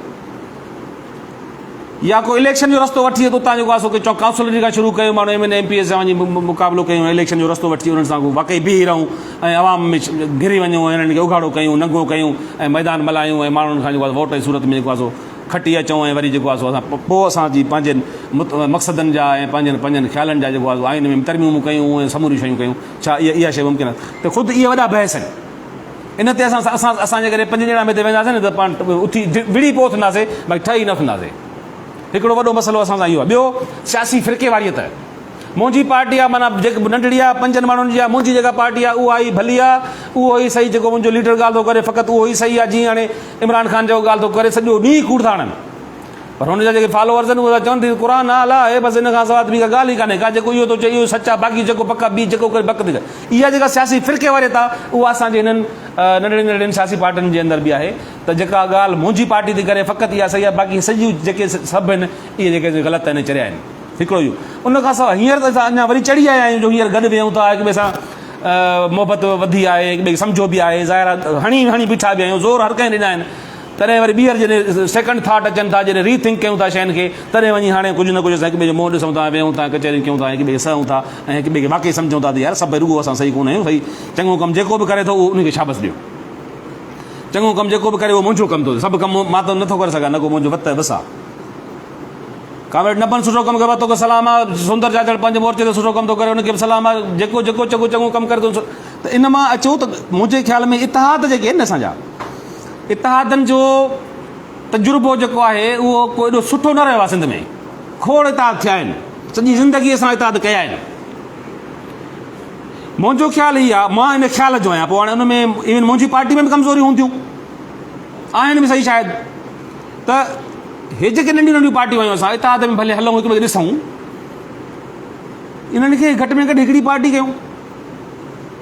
हीउ जेको लॾो आहे असांजो वतन दोस्तनि जो, रोशन ख़्यालनि जो, तरक़ी पसंदनि जो, क़ौम परस्तनि जो, खाबी दुर जो, जेके बि असां रोशन ख़्याल आहियूं, घटि में घटि इहे मिली का हिकिड़ी पार्टी त थियूं भला, पोइ हिननि सां तव्हां मुक़ाबिलो करे सघंदा। सच ॻाल्हि इहा आहे, मुंहिंजो ख़्वाबु ख़्यालु इहो आहे।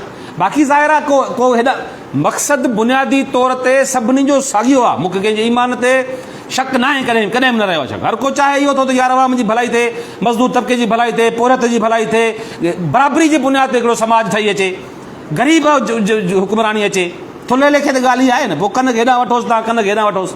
बुनियादी मक़सदु इहो आहे त जेको आहे सो हिकिड़ो अण बराबरी वारो जेको समाज आहे, जेको तबिक़ाती समाज आहे, उहो गैर तबिक़ाती समाज में तब्दील कीअं थिए ऐं उहो बराबरी वारो समाज में तब्दील कीअं थिए, उहो घटि में घटि असां समूरा पंहिंजे विदिन पार्टियुनि में पंहिंजो उते पंहिंजूं ॻाल्हियूं रखूं, उते क़ाइल कयूं पंहिंजनि पार्टियुनि खे घटि में घटि। बाबा हीअ जेके नंढियूं असांजी पार्टियूं आहिनि, फ़िलहालु हिकिड़े फेज़ में 3 गॾिजूं, ॿिए फेज़ में 5 गॾिजूं, इहे मिली घटि में घटि को हिननि हरामियुनि सां, जेको तव्हां जागीरदारनि सां, सरदारनि सां, बोतारनि सां, अहिड़ी क्लाइंट स्टेट सां मुंहुं ॾियण खां ईअं 5 लेखे थींदो छा? ॿियो दुनिया में असांजी लॉबिंग कहिड़ी आहे, दुनिया में असांजी सपोर्ट कहिड़ी आहे? अमेरिका में असांखे केरु थो सपोर्ट करे, बर्तानिया में केरु थो करे, यूरोप में केरु थो करे, सऊदी अरब वर्ल्ड में केरु थो करे, जेके दुनिया जा पावर्स आहिनि उते असांजी लॉबिंग कहिड़ी आहे? जेसिताईं असां उॾे बि न वेंदासीं तेसिताईं अकेले से हिते त इहो ई पोइ असांजो हूंदो। असां हिकिड़ो प्रोग्राम कंदासीं, 6 महीना ते ख़ुशि रहंदासीं, वाह जो प्रोग्राम थियो, तक़ीर ॾाढी फलाणे भली कई, वाह वाह ज़बरदस्त, उन ते वरी ॾाढो ख़ुशि पिया रहंदासीं, ताड़ा मिलाईंदासीं, वरी 6 महीननि खां वरी ॿियो प्रोग्राम कंदासीं, कॾहिं नंढो कंदासीं, कॾहिं तमामु भरपूर करे वेंदासीं, इहो ई कंदा रहंदासीं ऐं 40 साल असांखे घटि में घटि 35 साल त बाक़ी थिया आहिनि। सो तंहिंजे करे फिलफोर हल इहो आहे, बसि भले साल लॻे हिन ते, हर को पंहिंजी पार्टियूं हींअर घटि में घटि 3 ॼणे इहे त पाण में गॾिजूं भला, जेके गॾिजी सघूं था हिकिड़ी पार्टी ठाहियूं, वारे वारे सां खणी ॾियो असां वटि आख़िरी तकरीर करणु पहिरियों तकरीर करणु अनाउंसमेंट में कंहिंखे सॾु करणु असां एॾा कंजेस्टेड आहियूं इलाही मामलनि में उन्हनि ते असां इख़्तिलाफ़ रखी भॼी वेंदा आहियूं परे थी वेंदा आहियूं सो कामरेड नबन मामला घणा आहिनि ऐं मूंखां वधीक सम्झे तूं पाण बि थो इहो असांखे रुगो सुवाल करे वञी अखियूं बंदि करे वेही असांखे मथो हणाए थो ख़ुदा जे वास्ते करे असांखे सम्झाइजांइ तव्हांजी वॾी महिरबानी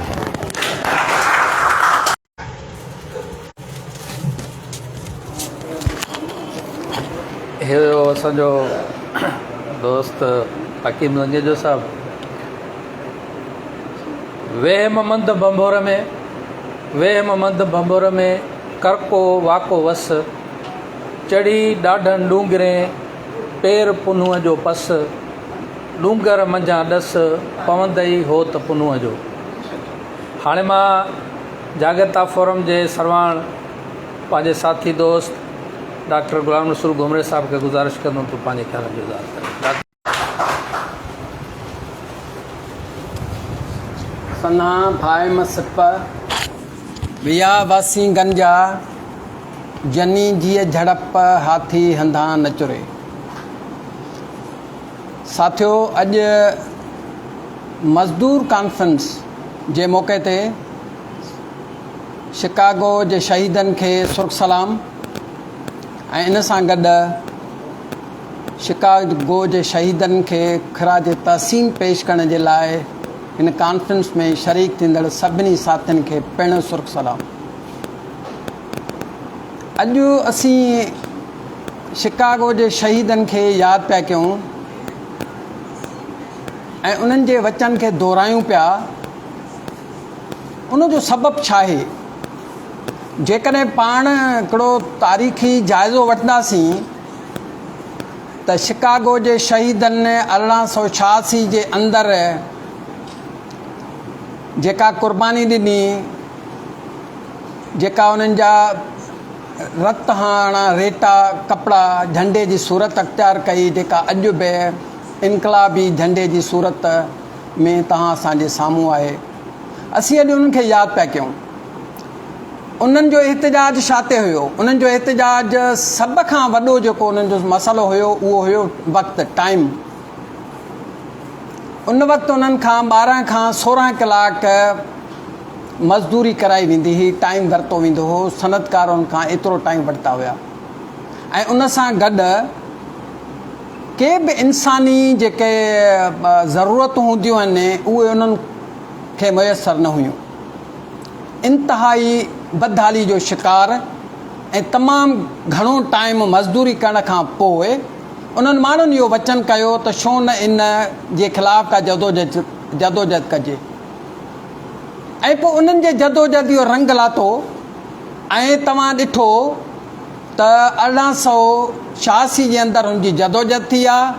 1887 में अमेरिका जे गवर्नमेंट टाइम 8 कलाक मुक़ररु कयो ऐं इहो उन्हनि जे क़ुर्बानी जो नतीजो हुयो जो उहो टाइम 8 कलाक थियो आहे। पाण इन ते जेकॾहिं वेही जाइज़ो वठूं त 1886 ऐं अॼु 2022 बीठा आहियूं, पाकिस्तान जे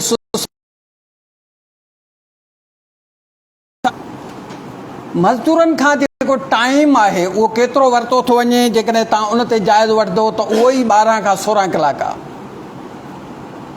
हाणे पाण अञा उते ई बीठा आहियूं 1886 वारे दौर ते। जेकॾहिं शिकागो जे शहीदनि खे हक़ीक़ी माना में ख़िराज तहसीन पेश करणी आहे त असांखे इन शइ खे रिविज़िट करिणो पवंदो, सोचणो पवंदो ऐं मज़दूरनि जो जेको टाइम आहे 8 कलाक उन लाइ जदोजहद करणी पवंदी त पोइ ई असां हक़ीक़ी तौर ते उनखे ख़िराज तहसीन बि पेश करे सघूं था ऐं मज़दूरनि जे हक़नि जे लाइ सही जदोजहद करे सघूं था। छो त असली जेको मेन थीम हुयो शिकागो जे शहीदनि जो उहो ई हुयो। ऐं उनखां पोइ तक़रीबन ॿी इंटरनेशनल ने 1891 में 1 मई खे मज़दूरनि जो आलमी ॾींहुं करे मल्हायो ऐं उन में इवन पाकिस्तान सरकार बि उनखे आलमी तौर ते मल्हाइण जो वचन करियो ऐं हर साल 1 मई ते सरकारी तौर ते मोकल कई वेंदी आहे। सिर्फ़ु मोकल जे हद ताईं हूंदो आहे, पर मज़दूरनि खे उन जेको दस्तावेज़ ते सर्कुलेशन थियो उन ते केतिरो अमल थो थिए तव्हां असां सभिनी जे साम्हूं आहे। तमामु वॾी ख़ुशी आहे त अॼु नंढड़ो ई सही हिकिड़ो लेबर कॉन्फ्रेंस पाण हिते कई आहे ऐं 4 हिकिड़ियूं तंज़ीमूं पाण में गॾिजी हिकिड़ी कॉन्फ्रेंस कई आहे। पर इन खां बहितर ईअं हुजे हा त हिते जूं केतिरियूं बि तरक़ी पसंदि धुरियूं आहिनि, तरक़ी पसंदि माण्हू आहिनि, तरक़ी पसंदि पार्टियूं आहिनि, उन्हनि खे हिकु प्लेटफॉर्म ते गॾु कजे हा। ऐं अहिड़े क़िस्म जा रुझान हींअर सॼी सिंध सॼे पाकिस्तान में इहे हालतुनि उन्हनि खे मजबूर कयो आहे त अहिड़े क़िस्म जा रुझान पैदा थिया आहिनि त पाण जेकॾहिं हिकु थियूं त बहितर आहे, जेकॾहिं नथा थियूं त घटि में घटि अलायंस जे अंदरि पाण हली सघूं था। ऐं तरक़ी पसंदि माण्हुनि जो, मज़दूरनि जो, सभिनी जो सर्वाइवल बि इन में आहे। ताक़त जो मज़हर बि असां पोइ थींदासीं जेसीं ताईं असां मुनज़िम न आहियूं। जेसि ताईं असां सभई गॾिजी का ताक़त नथा बणिजूं तेसीं ताईं असां पंहिंजे राइट्स जे लाइ, मज़दूरनि जे राइट्स जे लाइ, इन बुनियादी इंसानी हक़नि जे लाइ कॾहिं बि असां वेड़ करे नथा सघूं। सो असीं आइंदा जो इहो वचन कयूं त अॻिले साल पाण जीअं बि 1 मई खे सेलिब्रेट कयूं, आमतौर ते शुरू में जेतिरियूं बि हिते पहिरीं मई जूं रैलियूं थियूं आहिनि त उन में काफ़ी पार्टियुनि जा माण्हू पंहिंजनि पंहिंजनि झंडनि सां रैली जे सूरत में मुख़्तलिफ़ ट्रेड यूनियन सां गॾिजी उहे हिते रैलियूं कढंदा हुया। पर कुझु अरसे खां पोइ इहा रिवायत ॼण त हिते ख़तमु थी वई ऐं हाणे जेका इहा नई रिवायत शुरू थी आहे, जेका अॼु लेबर कॉन्फ्रेंस जे सूरत मां, ऐं मां सम्झां थो इहा लेबर कॉन्फ्रेंस जी हिकिड़ी शुरूआति जेका आहे उहा अॻिते हली तमामु कंहिं वॾे पेशकमे जी सूरत अख़्तियार कंदी ऐं हमेशह उमेदुनि ते ई जहान क़ाइमु रहे थो। ॿी हिकिड़ी ॻाल्हि जेका माज़ी में कुझु धुरियुनि जो पाण में इंज़माम जूं ॻाल्हियूं बि हलियूं पए ऐं ॾाढो ख़ुशि आईंदा अमल हुयो, तमामु घणी ख़ुशी थी पए त हींअर माज़ी में जेके सभु टिड़ियल पखिड़ियल माण्हू तरक़ी पसंदि जेके तमामु थोरा बि हुजनि ऐं टिड़ियल पखिड़ियल बि हुजनि त उन्हनि जो को बि मुतालबो, को बि मसाइलो हल थियणु मुमकिन कोन्हे। पर काफ़ी अरसे जे ॻाल्हियुनि खां पोइ बि शायदि उहो इंज़माम उते ई रहिजी वियो, उहो इंज़माम बि काई शिकिल अख़्तियार न करे सघियो। हींअर बि असांजी दोस्तनि खे इहा अपील आहे त हिकु त इंज़माम थियणु घुरिजनि, जेकॾहिं इंज़माम न बि थियनि था त इहो आहे त असांखे घटि में घटि हिकिड़ा अलायंसिस क़ाइमु करणु घुरिजनि। उन अलायंसिस जे बुनियाद ते असांखे जेको आहे न बिल्कुलु जदोजहद करणु घुरिजे, बुनियादी इंसानी हक़नि जे सिलसिले में, मज़दूरनि जे सिलसिले में, हारियुनि जे सिलसिले में खोड़ सारा शहर जा मसइला आहिनि। हिकिड़ो पहिरें बि शहरी एक्शन कमेटी ठही हुई जंहिंमें इरशाद पीरज़ादो शायदि सेक्रेटरी हो, उन में बि पाण सभु गॾु हुयासीं। उन जा इलाही इतिजाज बि हिकु ॿ थियो हुयो, पर उहो वरी उते जो उते रहिजी वियो अमल। उन अमल खे असां पाण अॻिते न वठी सघियासीं। सो इन सिलसिले खे जेकॾहिं पाण अॻिते वधाईंदासीं त का न का ख़ुशाइंद अमल थी सघे थो। महिरबानी।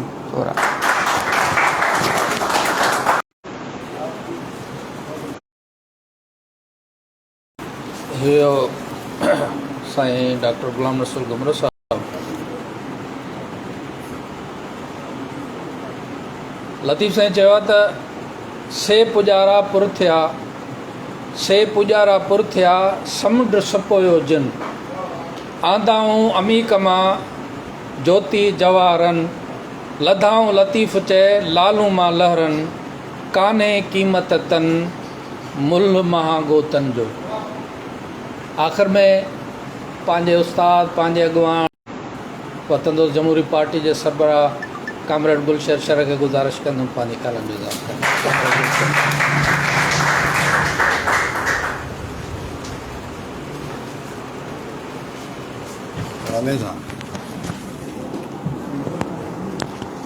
मुंहिंजे ख़्याल ते उबासियूं अचनि थियूं सभिनी खे। क़ाबिल इज़त मुंहिंजा सभु दोस्तो साथियो GSN जी परत ॾाढियूं सुठियूं ॻाल्हियूं ॿुधियूं। असल पहिरीं जेका दिलि जी दाह कई उहा कई अली मर्दा, ऐं अली मर्दा वटि 2 प्रोग्राम जेके थिया विया हुआ उन में कुझु शरारत मुंहिंजी बि हुई। इहो डॉक्टर साहब ऐं हबीब उनजा शाहिद आहिनि। त उन्हनि खे मां इहा गुज़ारिश कई त यार हिते असां सभु प्रोग्राम करे रोज़ु रोज़ु कंहिंखे था ॿुधायूं, उन्हनि खे जन खे अॻे ख़बर आहे, छो न कंहिं ॻोठ में कजे। ऐं पोइ साईं अली मर्दा सां हुनजो राब्तो थियो ऐं हुन वॾी दिलि सां उहो प्रोग्राम हिकिड़ो बि कयो ऐं ॿियो बि कयो। दोस्तो, साईं सुंदर ऐं अतीक ही ॿई मुंहिंजा नंढड़ा दोस्त आहिनि। साल अॻ में ॿिन्ही खे मां हिकिड़ो अर्ज़ु कयो हो, 1 साल अॻ में, त यार हिते सखर अंदरि को वकील ई कोन्हे जेको मज़दूरनि जा केस विढ़े। हसन में जी मरी वियो, निज़ाम बलोच हो, उनखां पोइ को बि माण्हू ई न रहियो जेको लेबर जा केस खणे। असांखे जेकॾहिं को केस करिणो थो पवे पियो त या त कराची था ॾिसूं पिया या कंहिं ब्लैकमेलर जे हवाले था थियूं पिया। महिरबानी कयो, ॿिन्ही छा मूंखे पहिरीं वरंदीअ में त ॿिन्ही मायूस कयो, पर अॼु मां उहा मायूसी पंहिंजी टोड़ियां थो पियो।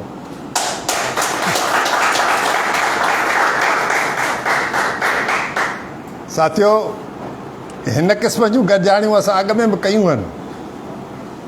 साथी अहसन बि हुन में हुयो, सभु ॿिया बि हुआ हिते जेके दोस्त आहिनि। आहे कोशिशि करणु असांजो कमु। साईं कुरैशी साहिब सां बि कचहरी थी आहे, लतीफ़ सां बि कचहरी थी आहे, हिते जेके बि दोस्त वेठा आहिनि उन्हनि कंहिं न कंहिं तरीक़े सां, साईं मुग़ल साहिब सां बि थी आहे, हिन सां गॾु थिए थो जुलूस में हलियाऊं DC ताईं। असुलु आहे असां कोशिशि कयूं, पोइ कॾहिं कॾहिं कोशिशि कामयाबु वेंदी आहे, कॾहिं न बि वेंदी आहे। मां हिकिड़ी वाज़ह ॻाल्हि करणु चाहियां थो। अली मर्दा हिकिड़ी ॻाल्हि कई त चाचो मौला बख़्श अकेलो हो, तॾहिं बि चई त मां कंदुमि। ईअं अज़ीज़ अब्बासी बि अकेलो हो, पर इन ॿिन्ही जे पोयों हिकु ताक़तवर पार्टी हुई। चाचो मौला बख़्श जेकॾहिं सीमेंट फैक्ट्री में, जेकॾहिं सीमेंट फेडरेशन में या सिंध में कमु कयो पए त चाचो मौला बख़्श त 5 दर्जा पढ़ियल हो सिर्फ़ु। अज़ीज़ अब्बासी त 3 दर्जा बि कोन हो पढ़ियल। इहे ॿई माण्हू सिंध लेवल ते, पाकिस्तान लेवल ते, इंटरनेशनल लेवल ते जेकॾहिं ऑर्गेनाइज़ थिया, वधिया, अॻिते उन्हनि कमु कयो त उन्हनि जे पोयों पार्टी हुई का। पार्टी खां सवाइ माण्हू निधड़को हूंदो आहे। 90 ताईं त का न का पार्टी कंहिं न कंहिं, असांजे साथी हकीम साईं चयो त 90 खां पोइ मामिलो कीअं आहे। 90 ताईं मां इतफ़ाक़ कयां थो पियो जाफ़री साहिब सां त 90 ताईं खाॿी दौर जूं सियासी पार्टियूं ज़िंदा बि हुयूं, सरगर्म बि हुयूं, पर 90 खां पोइ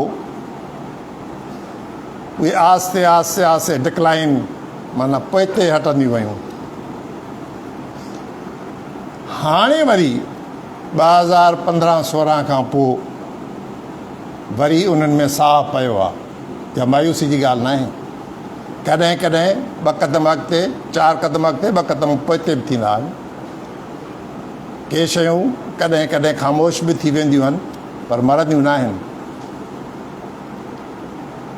हाणे हिते मज़दूर तहरीक जेका 90 खां अॻु वारी हुई, असांजे ख़्याल में उन में 30 सालनि जो गंद भरिजी वियो आहे। उहो गंद कहिड़ो आहे? उहो गंद रुगो डिक्टेटरनि न भरियो आहे, उहो रुगो अयूब न भरियो, उहो रुगो ज़िया न भरियो, उहो रुगो मुशर्रफ न भरियो, पर इन जमहूरियत पसंदि जेके बुर्ज़वान उन्हनि भरियो हो, इहे जागीरदारनि भरियो हो। उन वक़्तु जेको आइन ठहियो हो उहो डिक्टेटरनि जो न हो, उहो हिन जमहूरियत पसंदनि जो हो। उन आइन अंदरि जेकॾहिं असां पोरियतनि सां का चङाई वई, असां उन्हनि मां कहिड़ी उमेदु रखी सघूं? बजाए न जे जो असां लीके खे वेठा पिया कुटियूं। अचो त नए सिर जंग खे जोटियूं, नए सिर मामले खे अॻिते वधायूं। उनजो वाहिद इहो आहे त अकेले सिर केर बि कुझु कोन करे सघंदो। या मायूसी न आहे, इहा हक़ीक़त आहे। अॼु तव्हां मयार ॾियो था मुले फज़ल रहमान ते न, तव्हां मयार ॾियो था पिया आसिफ़ ज़रदारी ते न, तव्हां मयार ॾियो था नवाज़ शरीफ़ ते न, पर हिते जेको मिडिल क्लास आहे, जंहिंजा बि रूट्स जेके आहिनि से उन्हनि साॻी इस्टेब्लिशमेंट सां आहिनि, जंहिंजा तालुकात बि मथे आहिनि, उहे बि तव्हांखे गाह कोन था विझनि पिया, सॾनि ई कोन था तव्हांखे। माफ़ु कजांसीं, मां ताज़ो असां ग़रीबनि जे पार्टियुनि खे हिकिड़ो सॾु थियो, मां हकीम सां इहा ॻाल्हि कयां पियो। उते असांजूं हिकिड़ियूं थोरियूं अमीरी पार्टियूं आहिनि, जंहिंखे मिड़ई मथे का थोरी आहे, इशारो आहे, उहे गॾु थियूं। उते असां टे हिकिड़ी मिसकिन पार्टियूं असांखे हिकिड़ी कुंड में विहारे छॾियो हुओ ऐं असां ॾाढा ख़ुशि हुआसीं त टे हिकु जहिड़ा आहियूं ऐं हिकु जाइ ते वेठा आहियूं, चङो आहे। हुननि पाण में जेको तय करिणो आहे तय करे छॾियऊं, असांखां पुछनि बि कोन, ॻाल्हाइण बि असांखे तय करे पोइ असांखे ॻाल्हाइण जो मौक़ो ॾिनो टिनी खे। उते मां शिकायत कई हिकिड़ी, मुंहिंजो ख़्यालु आहे त उहा शिकायत इहा हुई त तव्हां त सौदो अॻे ई करे आया आहियो, तव्हां असांखे हरूभरू ख़्वार छो था कयो वेठा, तव्हांजो त किथे न किथे को लिंक आहे, पोइ असां मिसकिन मज़दूरनि जे पार्टियुनि खे तव्हां छो था वेठा हुया ॾिठो कयो था। ऐं पोइ उते असां टिनी खे गैरत आई, टिनी खे जेके असां उन्हनि असांखे परे कयोसीं। सुबुह थियो असां टई गॾियासीं ऐं टे कहिड़ा हुआ, उन में हकीम साहब जी पार्टी हुई, वतन दोस्त हुई ऐं टी पोरत मज़ाहमत हुई। इन्हनि टिनी तय कयो त हाणे अजायो असां टाइम था विञायूं पिया जेको हिननि इक़्तिदार जे हवारनि जे कढ था लॻूं पिया हरूभरू बि, छो न उन्हनि मिसकिननि उन्हनि मज़दूरनि खे असां गॾु कयूं, उन्हनि सां ॻाल्हायूं, उन्हनि खे चऊं त भला ठीकु आहे यार, कामरेड जाफ़री वारनि जी पार्टी सां ॻाल्हायोसीं, असां उन्हनि खे चयोसीं यार तव्हांजी पार्टी तव्हांखे अलाह मिनिमम पॉइंट कंहिं ते नंढड़े खां नंढड़ी ॻाल्हि ते अचो त कोई इतादड़ो कयूं, गॾिजी जदोजहद कयूं। इताद इन लाइ न त को ॻाल्हियूं कयूं, पर गॾिजी जदोजहद कयूं, पोइ अॻिते हली था ऐं असां में का हिकिड़ी हमांगी अंडरस्टैंडिंग पैदा थींदी जॾहिं गॾिजी जदोजहद कईसीं न। हींअर त कई कुझु कोन्हे, जदोजहद त परे जी ॻाल्हि आहे, हिक ॿिए जो मुंहुं ॾिसण लाइ असां तयारु न आहियूं। ऐं पोइ वरी पाकिस्तान जी वॾी पार्टी ॾे वियासीं असां गॾिजी, उन त असांखे तिरियूं ॿ हुयूं। उन्हनि चयो त वाह तव्हां त मार्क्सिस्ट आहे ई कोन, उनखे चयोसीं मार्क्सिज्म ऐं लेनिनिज़म ऐं ट्राटस्कीज़म ते त तव्हां मतिलबु जीएमिस्ट जीएम सैयद जी त ॻाल्हि ई कोन था कयूं।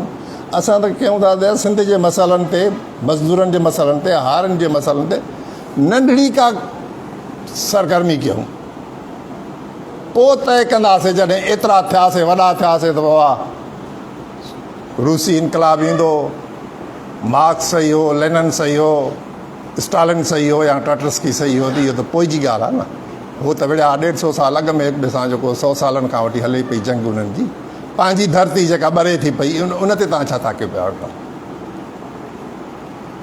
अवामी जमहूरी पार्टी वटि वियासीं, उन्हनि मुस्बत वोट ॾिनी, ऐं असां इन लाइ न वियासीं त का हिकु पार्टी ठाहियो, पर इन लाइ वियासीं त नंढड़े पॉइंटुनि ते इतिहाद थियणु घुरिजे।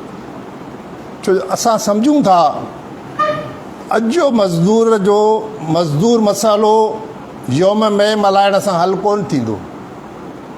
असां बि मल्हाया आहियूं, मां बि सुबुह सॼो ॾींहुं लोड़े आयो आहियां, तए असां इहो कयोसीं त इन ते वेही मथे ते ई हथ ॾेई वेही सोचो त अॼु जा तरक़ी पसंद जेके पाण खे सम्झनि था, मज़दूर दोस्त भला जेके सम्झनि था, सिंध दोस्त जेके भला पाण खे सम्झनि था, अवाम दोस्त भला जेके पाण खे सम्झनि था, सखर दोस्त जेके पाण खे सम्झनि था पिया, त हिन बलाउनि सां कीअं मोह ॾिजे। असांजे कुरैश साहब त वेठो बि अंदरि आहे, ओताक ॻोठ बि उते ई अथसि, पर ओताक वरी अञा अंदरि अथसि जेको आहे इंडस्ट्रियल एरिया में न। गुज़िरियल दफ़े तय इहो थियो त ॿिए दफ़े तुंहिंजे ओताक ते असां ईंदासीं यार। पर हाणे उन में के मजबूरी बि हूंदियूं आहिनि। साईं अली मर्दा सां तय इहो थियो त ॿिए दफ़े हितां शुरू कंदासीं तव्हां वटो। उहा वॾी मजबूरी आहे हुई त असांजो साथी अज़ीज़ अब्बासी फौत थी वियो ऐं उहा असां 4-5 महीना उन्हनि मसइलनि में लॻा पिया हुआसीं, जंहिंजे करे असां अॻिते न वधियासीं। पर हाणे असां पंहिंजे पेरनि ते वरी अॻिते वधण जी था कोशिशि कयूं पिया। ही तव्हांखे गॾिजण जी, तव्हांखे गॾु करण जो मक़सदु ई इहो आहे, तव्हां सां गॾिजण जो मक़सदु ई इहो आहे त नंढे खां नंढी ॻाल्हि ते अमली कमु कीअं कजे। सखर वॾो शहरु आहे, ॾुख थो थिए पियो। जॾहिं असां लाड़काणे जो जुलूस ॾिसूं था त हज़ारनि माण्हुनि ते आहे, सखर जो जुलूस ॾिसूं था त आङुरनि ते ॻणण ते माण्हुनि जेतिरो आहे। छो? जॾहिं असां घोटकी ते ॾिसूं था त उते सभिनी मिलनि अंदरि यूनियन आहे, जॾहिं सखर में ॾिसूं था त 350 कारखाना आहिनि, उते जेकॾहिं यूनियन आहे त सिर्फ़ु हिकिड़े अली मर्दा जी आहे, ॿिए कंहिंजी यूनियन ई कोन्हे। छो? या त असां वट खोटा आहिनि या फूदने में फेर आहे न, या त असां में का खोट आहे न। इहो साॻियो सखर, इहा साॻी इंडस्ट्रियल एरिया, उन में लतीफ़ बि रहे थो पियो, उन में हसीब बि रहे थो पियो, उन में जेको आहे सो मालिक बि रहे थो पियो, उन में मोहम्मद बख्श बि रहे थो पियो, उन में अली मर्दा बि रहे थो पियो। भला सभई न त भला मां उते बि हिकिड़ी तजवीज़ ॾिनी त भला ॾाढे सां वेहण खां अॻु में नंढड़े नंढड़े सां त वेहूं। असांखे ख़बर आहे त ल्यू बिस्किट फैक्ट्री वारो कंदो यार आहे, ख़बर आहे असांखे, तव्हांखे बि ख़बर आहे। वॾनि खां वॾनि अमेरिका जो यार आहे, पोइ एस्टेब्लिशमेंट जो यार आहे उहो। उनजी सीड़प यूरोप में आहे, हिते हिकिड़ो नंढड़ो हिसो अथसि। भला इनखे धूड़ पाए मुंहं में उहो वञी नंढा नंढा यूनिट छा था कनि, उते असां छा कयो आहे, कोशिशि त कयूं न। को हिकु जॻह ते का यूनियन त ऐं उन यूनियन ठाराईंदासीं, मदद कंदासीं त ॿियनि मां जेका मायूसी आहे, तव्हां माण्हुनि में जेका यूनियनूं हुयूं टुटी वियूं, ब्लैकमेलर थी विया असांजा अॻवान, विकामी विया असांजा अॻवान, ऑफिसर थी विया असांजा अॻवान, पैसा खाई विया असांजा अॻवान। जॾहिं तव्हां कंहिं 1-2 जाइनि ते वेही करे चङो कमु कंदव त उनजो असरु ओतिरो ई थींदो। स्टार्ट त वठूं न, असां छो नथा वठूं पिया स्टार्ट। असां अॼु हिन कॉन्फ्रेंस में वापडा जे जेका दोस्त आहिनि उन्हनि खे बि घुरायो हो, अर्ज़ु कयो, घुरायो त न अर्ज़ु कयो उन्हनि खे। कामरेड ॻाल्हि कई त वापडा हींअर वॾे खां वॾो जेको निजकारी जो तोक आहे उहो वापडा जे मथां आहे। ऐं इहे सभु निजकारियुनि जा जेके तोक आहिनि, अयूब खान खां पोइ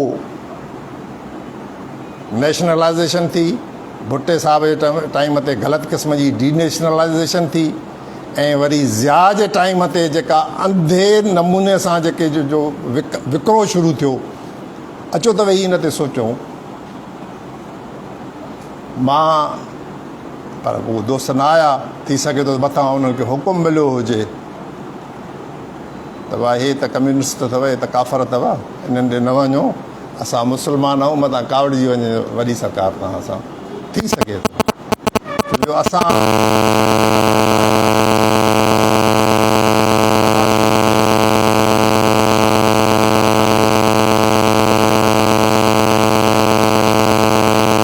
वियासीं, पर उन मूंखे जो तव्हां कम्यूनिस्ट आहियो, तव्हां सां कीअं असां गॾु हली सघंदासीं। इहे मूंखे सिर्फ़ु मुंहं ते चई, चवंदा असां कम्यूनिस्ट किथे आहियूं। हरूभरू तव्हांखे जेको भउ थो थिए पियो, पर हींअर थी सघे थो त हिननि खे उहो ई भउ थियो हुजे। बहरहाल भली कंहिंखे केतिरो भउ थिए, असां जेके आहियूं जीअं आहियूं, अचो त सखर में कुझु न कुझु ॿारणु ॿारियूं यार। घटि में घटि ॿिए हंधि वञूं था, हितां मां लाड़काणे थो भॼां पियो जुलूस लाइ न, सखर में भला छो थो अचां पियो? माना मुंहिंजी तेरा आई कोन्हे न, घर में त मूंखे केरु पुछे ई कोन, केरु कोन थो, ॿाहिरि मां लीडर आहियां मां। तंहिंजे करे पंहिंजे घर में तव्हां जंहिं बि पार्टी सां आहियो उन पार्टी सां रहो, न बना न बनी दिलि आहे भाऊ मां न रहंदुमि तव्हांजी पार्टी में, ओके। ईअं हसी बि पंहिंजी पार्टी में रहे, ईअं मोहम्मद बख्श बि पंहिंजी पार्टी में रहे, ईअं सभई तव्हां पंहिंजी पार्टियुनि में रहियो, पर अचो त कुझु थोरी थोरी कंहिं नंढी नंढी ॻाल्हि ते कुझु कयूं। ऐं अॼु हितां जॾहिं उथूं त को वचन खणी अॻिते मतिलबु उथूं, ॿी गॾिजाणी मेज़बानी त असांजो अली मर्दा करण लाइ तयारु आहे, पर उनखे मैनेज केरु करे उहो असां सभिनी जो फ़र्ज़ु आहे। त हिन महीने मई महीने में हिकिड़ी ॿी गॾिजाणी असांखे अली मर्दा वटि करणु घुरिजे।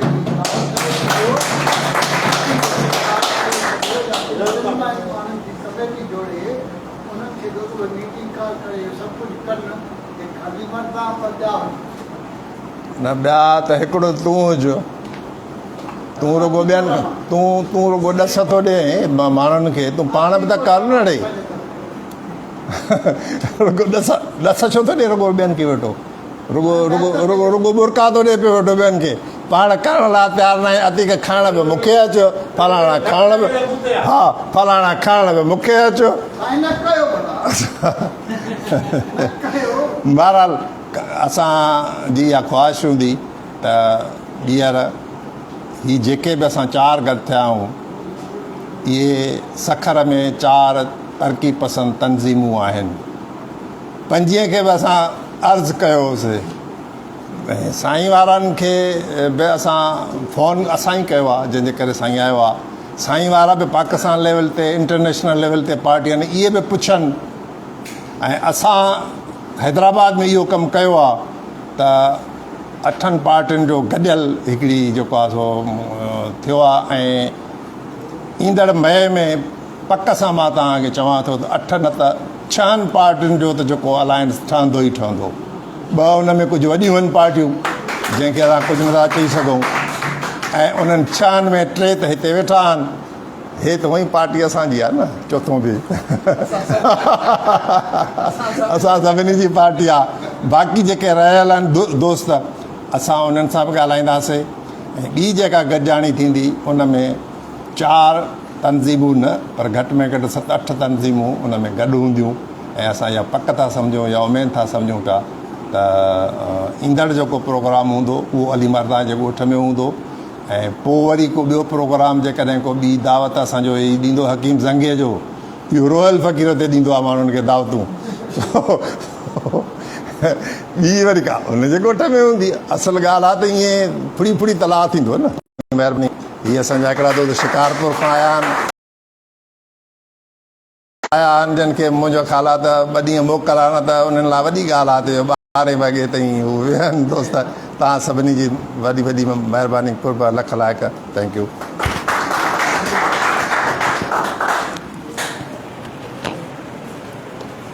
यारो करा था तूं कोन पढ़ी बस हुनखे ॾेई छॾे।